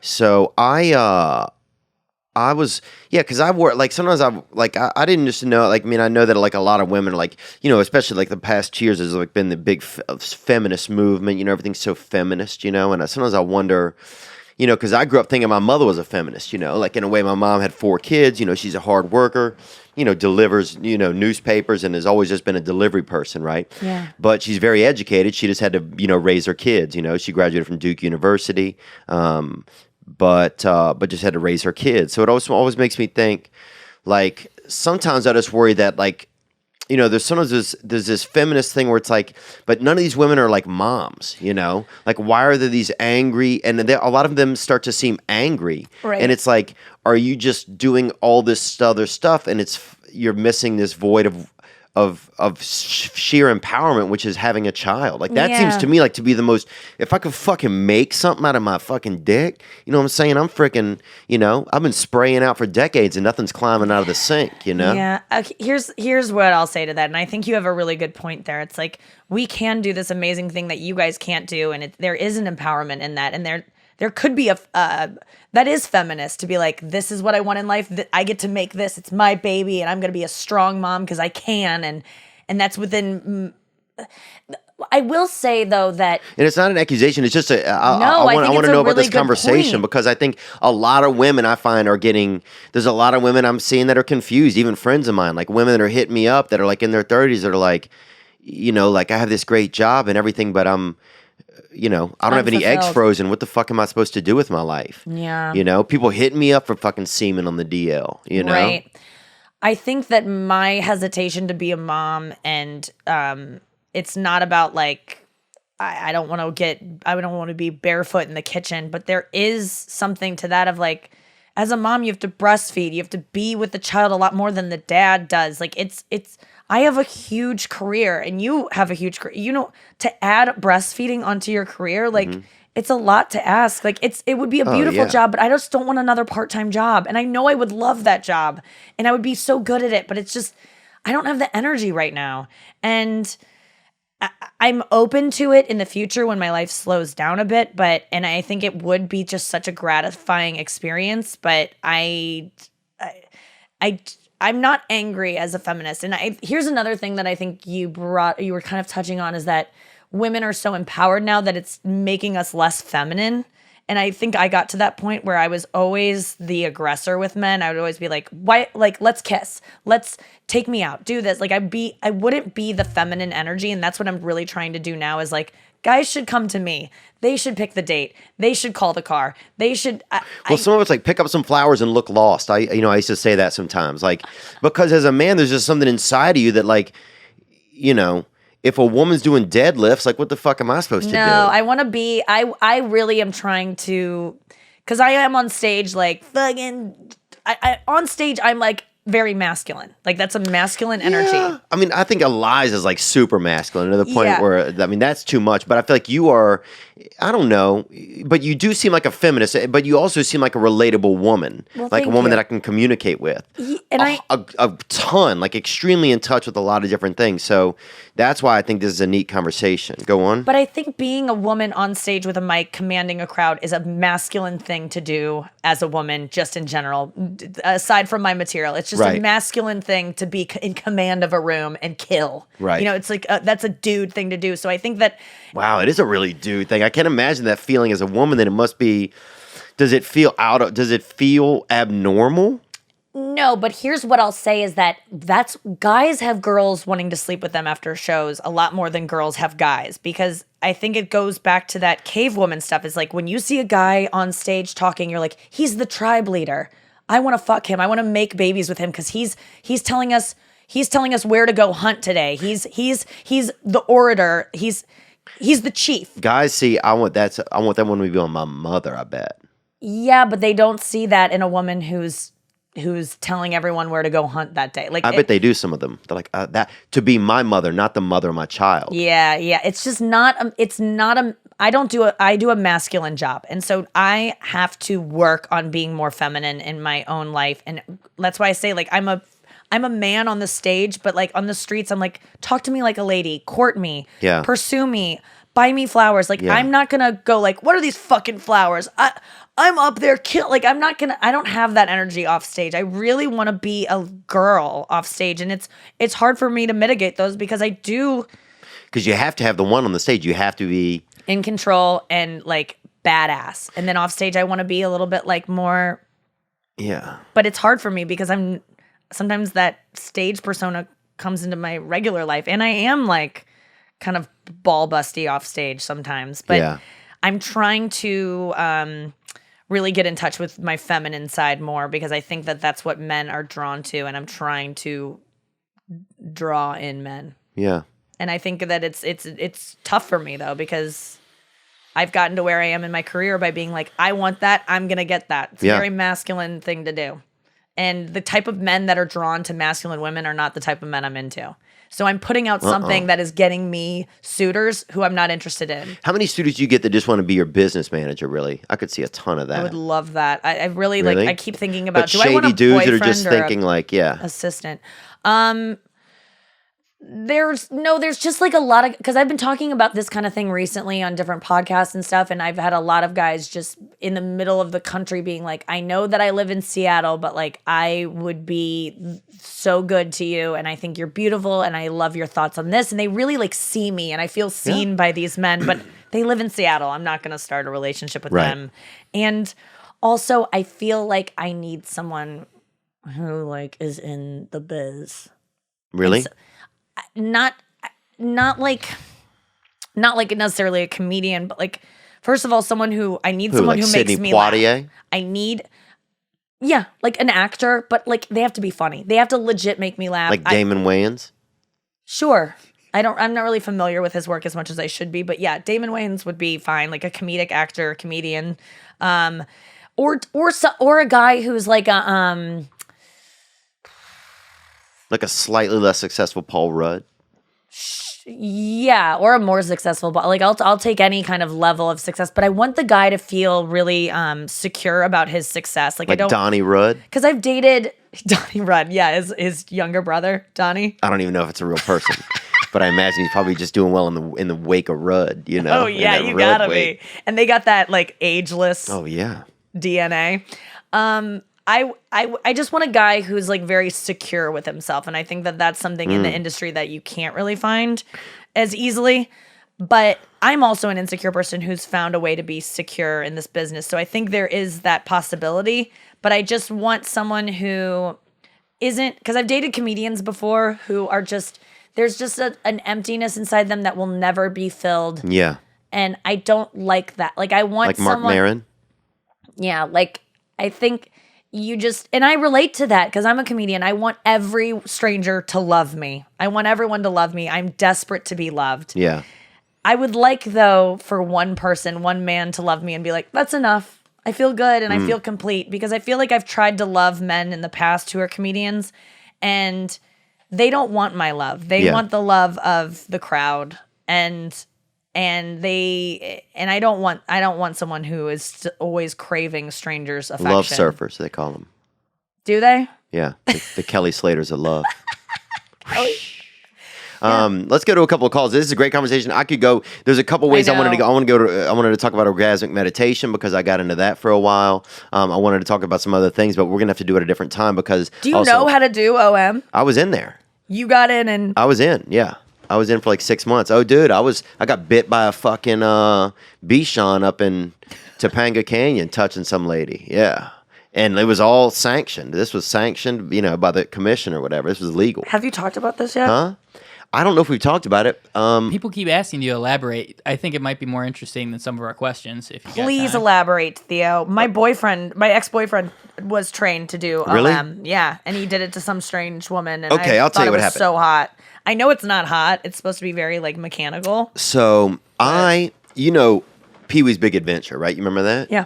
The film, right? So they have this lovely lady who was an actress in it named E.G. Daly, and she played Pee-wee's girlfriend. Can you bring her up? Do you mind? She played Pee-wee's girlfriend in the original movie, and she also was the voice of Tommy Pickles. Oh my God. Can we get it on here? Yeah. Okay. Wow. There we go. So E.G. came on my podcast, Allegedly, which was my original podcast with Matt Weiss. And she was awesome. She was extremely charming. And we kind of really related. She's super, super cool. And we related. And she invited me to this thing called Orgasmic Meditation. The second she spoke about it, I felt just into it. You know, just click on just any of them. Maybe Tommy Pickles one.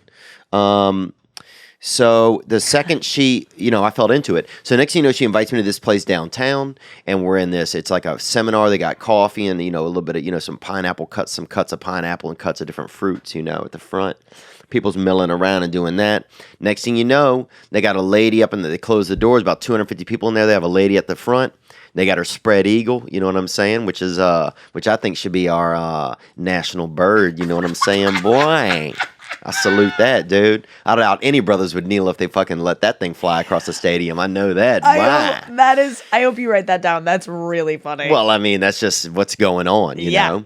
So anyhow, next thing you know, they're teaching you how to diddle the lady at the front of the room, right? Yes. And there's a doctor up there. Yeah. So fast forward 5 hours and a lunch break. They've got us partnered off into different twosomes, and you're just diddling whoever you're set up with. And you're full. I mean, you have gloves on. There's doctors walking around like it's like Lost. It's like one of the, what should have been maybe the last episode of Lost that they never put together because those dudes are fucking losers who couldn't, who just wrote their way into selling advertising. But anyhow, like they got and you're touching a lady, and people are spraying out across the room. Like you can tell who's doing good and who's doing bad. Wait a second. Can we talk about it's what all this in a room? Is? But like why? Okay, why here's do why. the women enjoy it? Why do the men enjoy it? Great. What is the relationship? So here's the thing: they teach you how to pleasure a woman with your hand, right? The woman gets pleasured, and this goes back to what you were talking about earlier. Feels like they don't have to give any reciprocation because there's no reciprocation for the man. But here's what the man gets. So it's a 15-minute process, and it's a safe process where a woman knows she can feel sexual pleasure from an actual man, and that they don't have to give anything in return. So it's a complete safe space to feel good. And also there are terms that the woman can give to her male instructor that lets the man know how they can better please the woman, right? And there's specific terms that don't make the man feel bad if he's not doing it right? So it's very calculated. And as a man, here's what you get. You actually get to make a woman feel good with a woman's permission and with a woman's direction in a comfortable way where you're not just guessing and assuming and going off of things you heard in grade school or things that some fucking, idiot or some, older brother's friend who now works at a fucking Chevron or something for 40 years told you. And so you actually get to make a woman feel good. And so you leave out of there, bro. When you leave out of there, dude, you feel like, damn, just, John Wayne Gacy or whatever. Who's the, John Wayne? Sorry. Yeah, Gacy's a serial killer. But you feel like, like you have in your fingertips, you have the magic. Yeah. Because you got a woman off, you didn't get anything, you didn't bust, so you got all this chi built up. So you're rolling around town just with a magic touch, you got that King Midas, you got that clitoral King Midas you're running around. And what are the words? Can you reveal what are some of the things that women can say to direct you in different ways? Yeah, higher, lower, more pressure, less pressure. Can you go a little faster, please? Can you go a little slower, please? To the right, to the left. Now slide. No. And that was a joke I did use one time in the thing, and it got a couple people to laugh. And one lady even farted a couple people over when I did use that joke. But so anyway, next thing you know, I'm on the floor. On the floor of a huge warehouse in downtown Los Angeles. There's about 80 people that are coupled off into groups of 40. Some people didn't even get partners. They got fucking sent off the island, bro. You know what I'm saying? It was like, whoa, sorry. Dude, but next thing you know, you get to the end and you're like, wow, this lady came or didn't come but still felt good. What do you do after she comes? Like, do you shake hands? Do you look at each other? No, then you have to slow down. It's like a downward stroke that you would use on the woman. It was like a downward pressure. And then in the end, you use this kind of closing pressure. You put both your hands on her vagina with this, and you kind of press on her for 2 or 3 seconds. There's this whole template of how it all goes down. And I remember one guy they had in a wheelchair. He got partnered up with a lady. So this dude, I think, was his leg, in his legs, he didn't have any feeling in his legs. He got hit by a fucking car, bus, or something, or thrown off a horse or something. But we had to pick him up out of a wheelchair. And he got thrown off a horse and then got hit by a bus. Oh, it could have been, dude. Could have been a double whammy. That fucking HB combo, bro. You got it. Horse bus. Nothing's working after that. Bro, it's nothing after that. But the wild part was I remember lifting him up out of the wheelchair and laying him next to his partner so he could still use his arms. So he got it, he did his job. And I remember when we put him back in the wheelchair, he felt lighter. Oh. So you could feel like he just felt. He got some mojo back. Yeah. Because it's got to be taken from you when you're in a wheelchair and feel maybe that was his way of. Yeah. I mean, I think if he'd have done 4 more ladies, he'd have fucking waltzed out of that bitch, But it's just crazy the empowerment that you get by making somebody else feel good. And so then next thing you know, you're in the group. You meet up once or twice a week. There's these crazy meetups, and you're diddling whoever shows up. You're partnering up. There's almost this square dance thing in the beginning where it's like, is it okay if we ohm? They call it oming orgasmic meditation. Is it okay if we ohm together? And next thing you're like, yes. So you partner up and you set each other off, and you're diddling 50, 60, 70-year-old women. I mean, you literally these are women that you're not attracted to. Oh no, I was best looking man and woman in the whole fucking place. A lot of times. But then they have an app you're on, and now you're fucking driving around town. You have a business meeting, and a half hour later you're in some apartment. I was in a nice house in the hills a couple times. And then what is the process before and after when you're meeting with these women? What's the conversation leading before and after? So everybody's on a tight time scale. It's like people are living their regular lives, but they want to have this moment. It's a meditation. It really is. I literally definitely need to do this because I need to have orgasms that are brought on by someone else, but I don't want all the follow-up of will he call me, or do I like him, or do I have to blow him? Escort, then it sounds like you're going to need an escort. No, why not this? What's the difference? So you could do this. So this is what happens. I would show up. We'd have texted in advance, communicated in advance. Okay, I'll be there at 12:15. I'm 5 minutes late. No worries. So we get there, and the person, the woman, has a nest set up, and a nest is just a way you set up pillows and a towel so that they can lay down, so the woman can lay down. The man, you roll in. You got your bat. You got your little gloves. You got your, and straight up, dude. I've always wanted to be at my heart. I believe a cafeteria worker, right? Deep inside of me, there's a fucking beautiful big lady, fucking scooping cobbler, into the plate of a young boy who's hurting in a lot of different ways, but for a moment feels some warmth when he sees this woman, And there's also unnecessary hairnets everywhere, and I fucking love that. And so anyway, you show up, you have your gloves, you have your little thing of lube, and you show up, and the woman takes her pants off, and you kind of sit cross-legged. So the lady lays down, you put a leg over her body, so you're facing just her vagina. You're not even looking at her Yeah, up like front. she doesn't have to, you don't make eye contact. There's none of that shit, This ain't a family, I love the leg over because it like holds you down. It's a little bit of, It's secure. It's like Yeah. whenever you get onto the Batman ride at fucking Six Flags, and Yep. you're like, and you're like, and it's just a simple bar, but you're like, no, I feel I'm not going to fall out. yeah, I'm not going to fall out. Did I make sure I put my camera in the cubby hole before I got on? Yes, I did. Everything's secure, right? So then, you have the woman's underpants off. You have the vagina. You're kind of looking down at it. And then you just have this kind of stroke that you start to do, Right. They teach you this method. Yeah, and they teach you this method, and the woman knows what's going on, and you've learned the method in the classroom. So now it's a real practical thing. And man, it seems to be a thing that functions constantly and that people do. Nobody's raping each other. There's not a lot of that. It's like a meditation that is apparently is respected by a lot of people. And they used to charge like to be in like the group. There was like a fee to learn it. Now I don't even think they charge. Wow. I think it's just a thing that's going on. Now what happened to me was I got fucking attacked by a Bichon while I was touching this lady up in Topanga Canyon. So that's where I was thinking about getting a lawyer and stuff. And finally I'm like, man, fuck it, man. You got like bit. You literally. Oh yeah, this thing fucking bit me, dog, and I respect it, and I told her to lock the dog up. That was the thing, and I've been over there a couple times, and it's hard to also fend a dog off while you're trying to touch a woman's crotch. You know what I'm saying? God. But look, I've had experience with that going full circle, trying to fuck while people are throwing rocks at you. Sure. So it all this kind is of all coming back. It's all a little bit full Around. circle. Do you still do this? I don't do it. I would get back into it. What made you get away from it? The Bichon attack? Yeah. Definitely the attack. And I've shared a room with a Bichon. I shared a room with a chow, too, when I was in college. Not an Asian person, an actual fucking Right. animal. And so I've been around, some dogs. I've been attacked by dogs. I got attacked by dogs and cats one time on my birthday. Well, I've had different experiences with animals. You've seen a lot of vaginas through doing this. Like, how many girls do you think you've owned? Women. Maybe 30. Okay.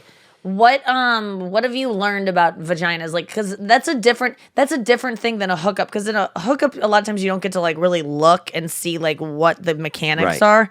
Have you learned about vaginas in a way that maybe I don't even understand? Because I only know mine. Yeah. Like, what are you seeing out there?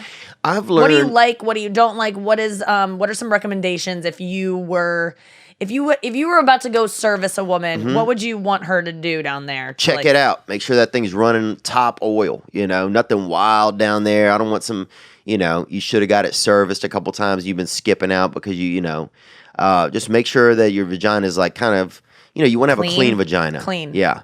Because there's a lot, I would say 1 out of 7 vaginas is not clean. How could they not clean up if they know you're coming over? Clean your also I used to know a girl, and she would put a finger in her vagina and then taste it herself to make sure that it tasted okay. Yeah. Yeah. Which seems very wild to me. You know what I'm saying? I mean, I've slipped over to the buffet and had something off of it before I paid for it. Sure. But I've never done anything like that. Yeah, know? I've done that before because But you I do want to respected go. it. Yeah. I respected it. It's like, know what's going on. It's the same And- thing like as a guy, like you'll do this and on with your cock and rub your hands.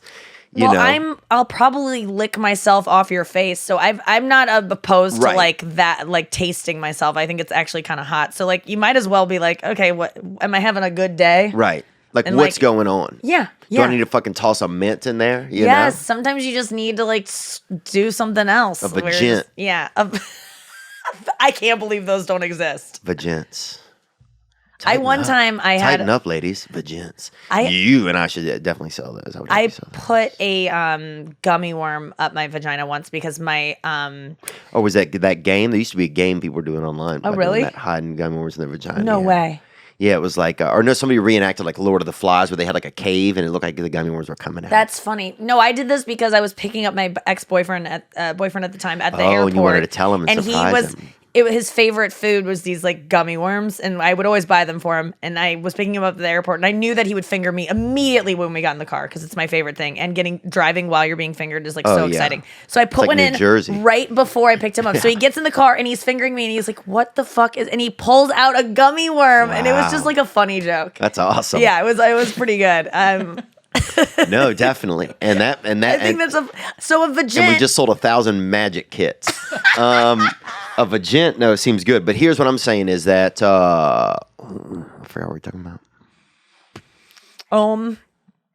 You need to get back into it. Oh, yeah. Sounds like. You just got to, it just the scent. That was the biggest thing. And outside of that was it. I mean, there's this, I noticed this as well. Like, it gave me a different respect for women. Because if you're like pleasuring a woman who's 65 years old, it's like you start to realize, that like, older women do, they are still women. They do need pleasure, and you should treat them like a woman. Like, that's what it made me realize a little bit more like, this is a woman. This is a different thing than me. I may not want to fuck her, but she's still a woman that has sexual desires and deserves. Yes, and deserves like some sort of treatment or some.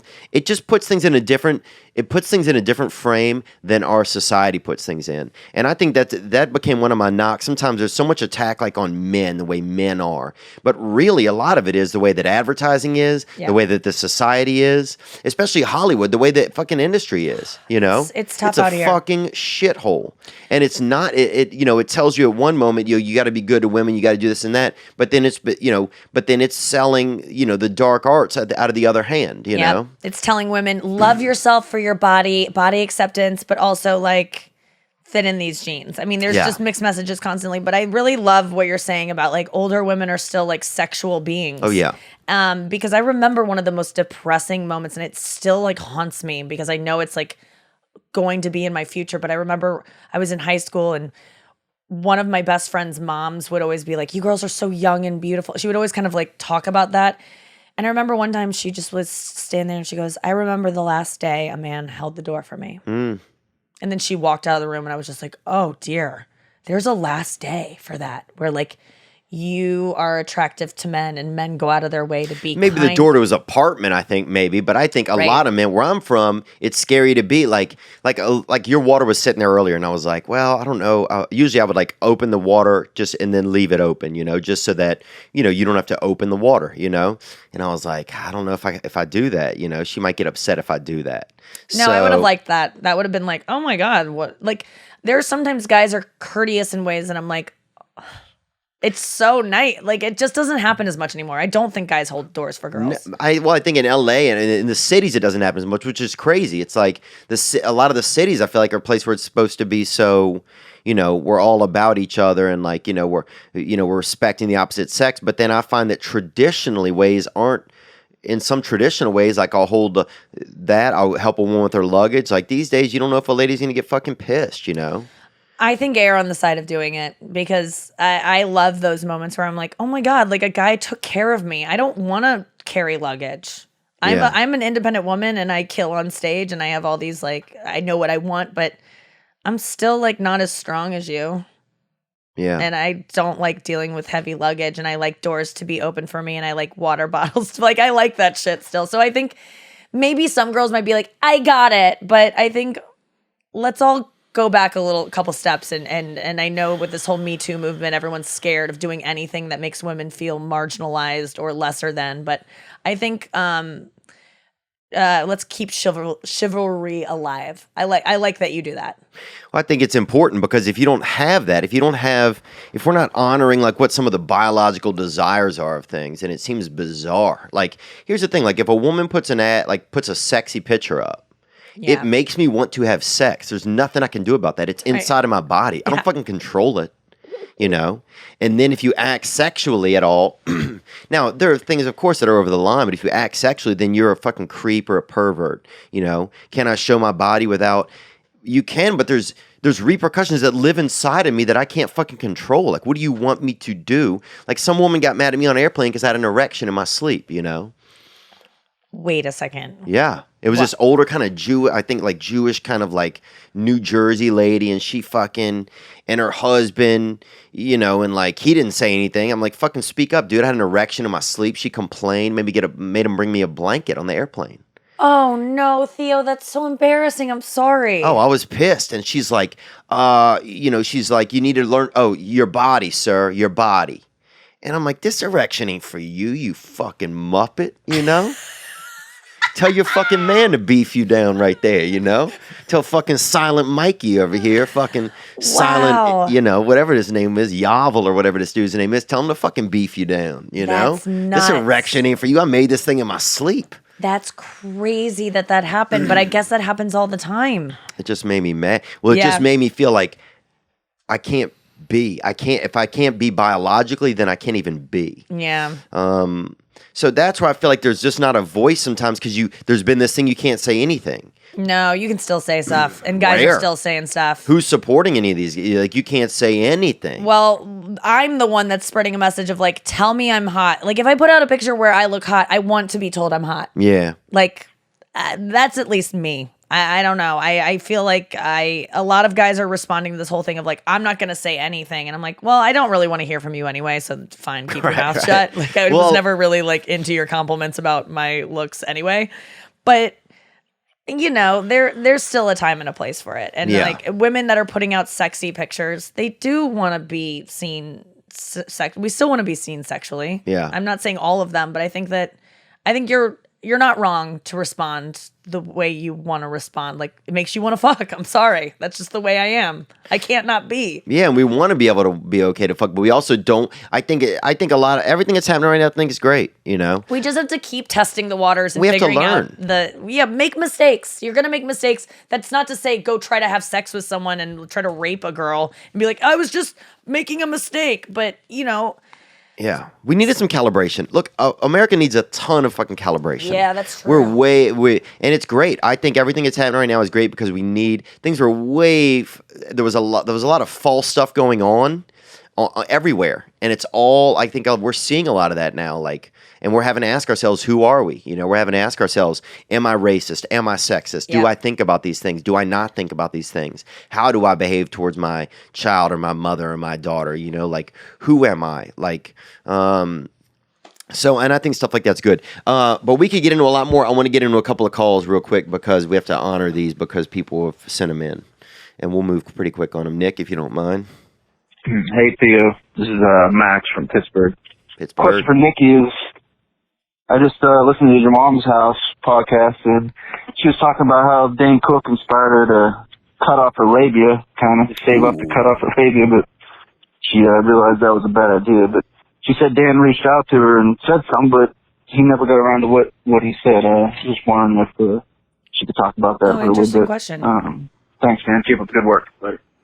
Dane reached out? So the story is that I didn't know that my vagina would be any different than any other vagina until like I heard Dane Cook do a bit about like girls, sometimes you go down on them and it's like getting lost in the stage curtains of your high school. Then the whole crowd like really laughed at that. And I just was like, wait, if I have some extra stuff down there, am I weird? And then you look at porn and you're like, oh, all vaginas in porn are just like, there's just a line. There's nothing else. Like, they're very tidy. And I was like, well, I don't look like that exactly. And so his joke was the first thing that set me off on a path of like hating my vagina and being like, any guy who sees it is going to like throw up on me and leave me. Yeah. And so, and this was before I had sex or had ever Vajomiting, they call it. And that happens sometimes too. My buddy Matt actually went on a date, I think, with Anne Hathaway and almost vajomited. Really? Because he was homosexual, he didn't know it. Oh, well, that makes more sense now. Yeah. So, I wrote, and I eventually got to a place where I hooked up with guys, even though I was scared that they were going to think my vagina was not ideal. And then I found out like my vagina is fucking great and never had a complaint. If anything, it's like one of the best. Oh, it's a prize pig. It definitely is. And but I hated it for so long because and it all started with Dane Cook's joke, who I was a huge Dane Cook fan. Still think the Harmful it was the Harmful as Swallowed album. I think this is actually on Retaliation was this joke, but I just remember being like, his joke was the first thing that made me realize my vagina might not be ideal to men and that they might be making fun of it behind my back, which is the biggest, that was my biggest thing. Scary. It's like, if I hook up with a guy and then he's joking about me with his friends and saying I'm gross down there, like that's horrifying. And what happened? So I wrote an article for Cosmo about how I used to hate my vagina and then I learned to love it. In it, I said that I felt victimized by Dane Cook's joke, which was a wrong choice of words because I wasn't victimized by it, but I just felt really like it led me down a path of self-hatred, his joke. And that was my choice to go down that path. He was making a joke. It killed. It's still a great joke. I actually love that joke. I wanted to have him on my show. I was doing a show about sex at the time, Not Safe, on Comedy Central, and I wanted to have him on to talk about that joke and specifically and be like, hey, have you changed the way you feel about vaginas? Do you still don't like vaginas like that? Like and I wanted to tell him my story. I called him to ask him to be on the show. I had never called him before because I think our people reached out and he was like, I'm not interested. And I was like, let me give him a call. And he goes, I really didn't like your article and I didn't like that you said I victimized you. I can understand that. That would make me feel upset too. And I said, I totally hear that. And I apologize for that. And that was poor writing on my end. Like I completely owned it because it was just like, I just didn't have a better vocabulary when I wrote that. And I should have been more thoughtful. And obviously you didn't mean to hurt my feelings or hurt me or hurt women. And it's just a joke. And I'm sorry for making you feel like I called you someone who would victimize someone. Yeah. And he we had a great talk and we were talking about dogs and we just had and he was like, yeah, I'd be open to the show. And then we just never really followed it up, but it was just a great talk. And I have no problem apologizing when I make mistakes. And I had written that a year before. It was a fresh mistake. I'm still making mistakes. I choose words wrong. I regret things I say. I have no problem being like, no, that was shitty. And it was shitty for me to say that about his joke and to call him out like that. Yeah. And so he accepted my apology and now we're great. Okay. There you go. Let's hit another one here. Hey, Theo and Nikki. This is DJ. I'm from Kansas City. Big fans of both of you guys. I got a quick little three-parter question for Nikki. You talk about banging comedians all the time. My first question is, would you fuck Theo? Oh. My second question is, what position would you fuck Theo in? Wow, and then my third, because I know you love anal, is would you let Theo fuck you in the ass? Well, thanks, guys. And I didn't I didn't no, of course not. hear these. Okay, would I fuck Theo? It's not off the table because I feel like there's always Well, we're adults, so it's legal. It's legal. But I think I could fuck anyone. So that's not an insult to you or a compliment to you. It's just I happen to be alive. You're an attractive man who's funny, who, all the things that I described before, you're kind of like, I'm sure people were like, well, what about those two getting together? But I think I probably wouldn't have sex with you because of the things you've told me about. Like just based on, I think in the future we could have sex and that would be like a thing that could happen, but not anytime soon because we're both in the same position right now of like, no. Right. That's a good point actually. He's like, I'm just fucking my own problems here. Right. Exactly. Like we're very similar. Yeah. So, look, I'm the one with the problems in this, you know? Yes. So I maybe would. And then, what position? Like I said, I'm a bottom, so I probably demand that. I'm kind of a bottom sometimes too. It just depends on what time of day it is, really, for me. Yeah, so we'd probably do more of a side thing where we could both be bottoms. You know, where you're just like, let's just be on our sides and just that kind of thing. And just watch TV. And then anal, I'd only do that with boyfriends, so then that would have to be. So it'd have to be some long-term stuff. Yeah. Yeah. Well, we'll see how it shakes out. All right. Next one. Do we have anything else? Hey, Theo. Jamal Patrick from Tacoma, Washington. Hey, Jamal. I got a question for Nikki. So, I guess here it goes. Nikki, on a scale of 1 to 10, how Joe Dirt is Theo Vaughn? I'd just like to hear your thoughts on that. That's about it. I don't really. I saw that movie once, but it's been so long that I retain no information about it. Yeah, it's a good movie. I thought it was a documentary when I first saw it, dude. So I would say 10. Okay. Then, if you thought it was a documentary. So, and doesn't he have a pet rock in it? Yeah, he's got a couple of different items. You got rocks thrown at you. That's okay, true. I get the hair and everything is kind of checking out there, but no, a lot of stuff is not checking out though. Also, a ton of stuff. We have different faces, and he has fucking horrible hair. Look at that shit. It's ironed in the back, bitch. Come on. I would never iron my fucking hair, dude. Would I pressure wash it for the holidays? Yes. Let's go onward. All right, this is the last one, and I just got to apologize for the listeners that need to learn some manners. Yeah, this is a question for Nikki. My name's Justin. I'm from the Pittsburgh area. I was just curious. I mean, Nikki, you look like you're a pretty classy lady. Maybe I don't know you all that well. Or at all. But you never let a guy eat your butt out. Ooh. You seem like a classy enough lady. Maybe you're into it. Just figured I'd ask. Have a good night, guys. Have a good night. Is he a fucking security guard? Who else fucking says, have a good night? Does this guy fucking... Is he just wandering around the corner of a building with a fucking flashlight? Oh my God, bro.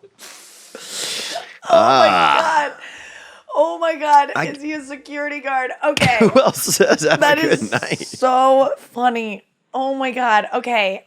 What? Yeah. I mean, yeah. I'm into some weird stuff. Like, that wouldn't be a requirement. I've never had it happen. Oh wait, no. I think I've had like a tongue there or something where it's been like, whoa. And yeah, I like anal sex, so I like butt stuff. So yeah, I would let. And now is that something that's after a shower, right? That's yes, not... an intense shower. Like yeah, like cleaning it in a way that's like power washing. Yeah, like. Yeah, I would never want someone to lick my like that's you can't be having somebody lick your dirty butt. It's disgusting, It's and dangerous. I know people. It's totally dangerous. People get sick from eating ass all the time. People are doing it. A friend of mine did. He went to Edinburgh and he came back with like his whole throat closed up. Yeah, because he had a couple of them while he was over there. Some guys fucking love it, and they want it, and there's no prep going into it. They just get in there, and that's part of it. They want it to be dirty. Yeah. It's so fucking disgusting what they're doing, and they just feel like dirty little boys, and they love it. But it's like dark arts, boy. I would be very uncomfortable if I was not fully cleaned and someone went back there. I wouldn't be able to enjoy it because I'm like, he's eating whatever's whatever's already been eaten. Yeah, that's secondhand eating. So let's what else we have? Oh, I do want to give you a gift. Yeah. Ooh, really?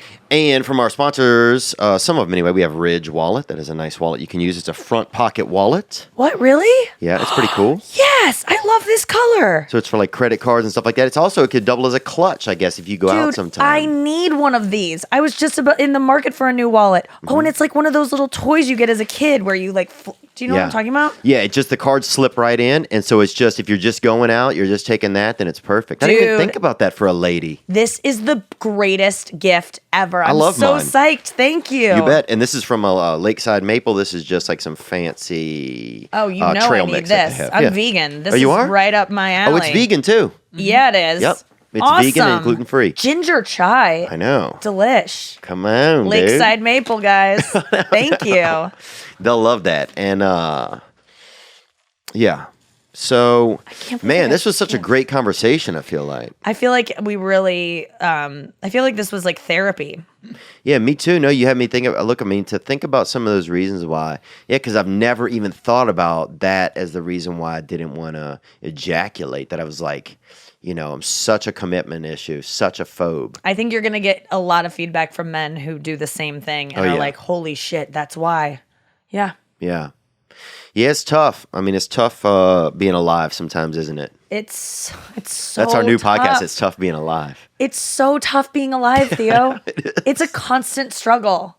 Dude, somebody emailed me recently and they sent an email and they're like, one way maybe to think about life is that you're this energy that's just out in the galaxy, and then actually being for forever, for eternity, and then life is just this one moment where you get to come up to this glass and just kind of see the other energies, and then you fucking just go away. That's the way I think it is. It's crazy. I think that we're just like, this is like one part of the whole thing. Yeah. And it's a fun part, but it's a lot of suffering. Yeah. Life is suffering. Life is suffering, dude. Somebody said that.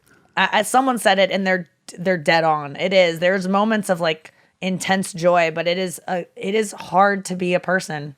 Really, it's hard. Is. I'm trying to figure it out. Yeah, well, we're hot on the trails of figuring it out. Nikki Glaser, thank you so much, and we will do an advertisement at the beginning so people know about your podcast. Thank you. You Up, right? Yeah, You Up is the radio show. It's a Sirius XM radio show every morning, Monday through Thursday, from 7 to 9 a.m. West Coast, 10 to 12 East Coast. And then we also do a podcast called the You Up Podcast that is just highlights from the radio show. Yeah. I want to come and do the show whenever I'm in New York. Oh, you have to. You're.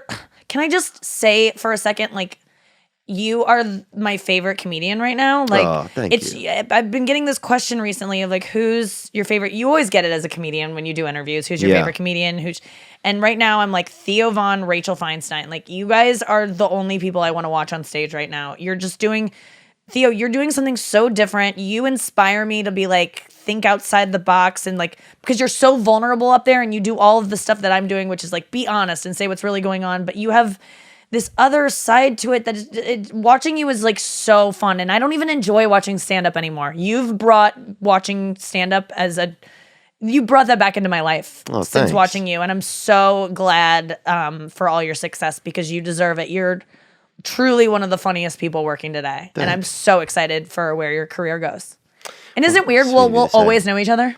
I know, huh? Like, we're not going anywhere. Like, this is our rest of our lives. I'll like go to your funeral, or you'll go to mine. Fuck. I mean, I don't mean to be sad about that, but like, that's true. I hope you can make it. Can you just like not go to Grand Rapids that weekend? Would you cancel a gig? Dr. Grins will understand. Can I send in a video? That's the thing that I want to know. Honestly, I'm dead, so I don't care. No, I think you're hilarious as well. Thanks, Theo. And constantly getting funnier. And it's very sweet of you to say. I'm happy to even just be able to sit in a room with you and talk. This is really cool. So fun. Yeah. I sought out this podcast because your Instagram videos, they make me laugh out loud. It's so hard to laugh out loud nowadays. Like, it's always just, you just see something and go, huh. But like, literally like crying tears in bed watching your videos. And I'm going back so far.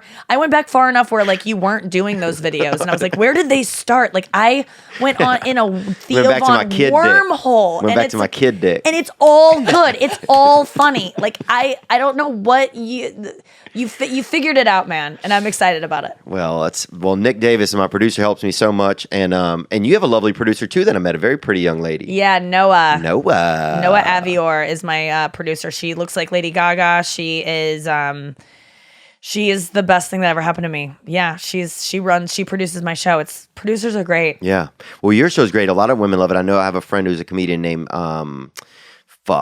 I hate it when this happens. Carlisle Yeah. Forrester. Yeah, she's been on the show a bunch. She's a friend of the show, and she loves you. She's she a huge loves that fan. show. I love it. She's a real girl. She's rad. She's someone who I met.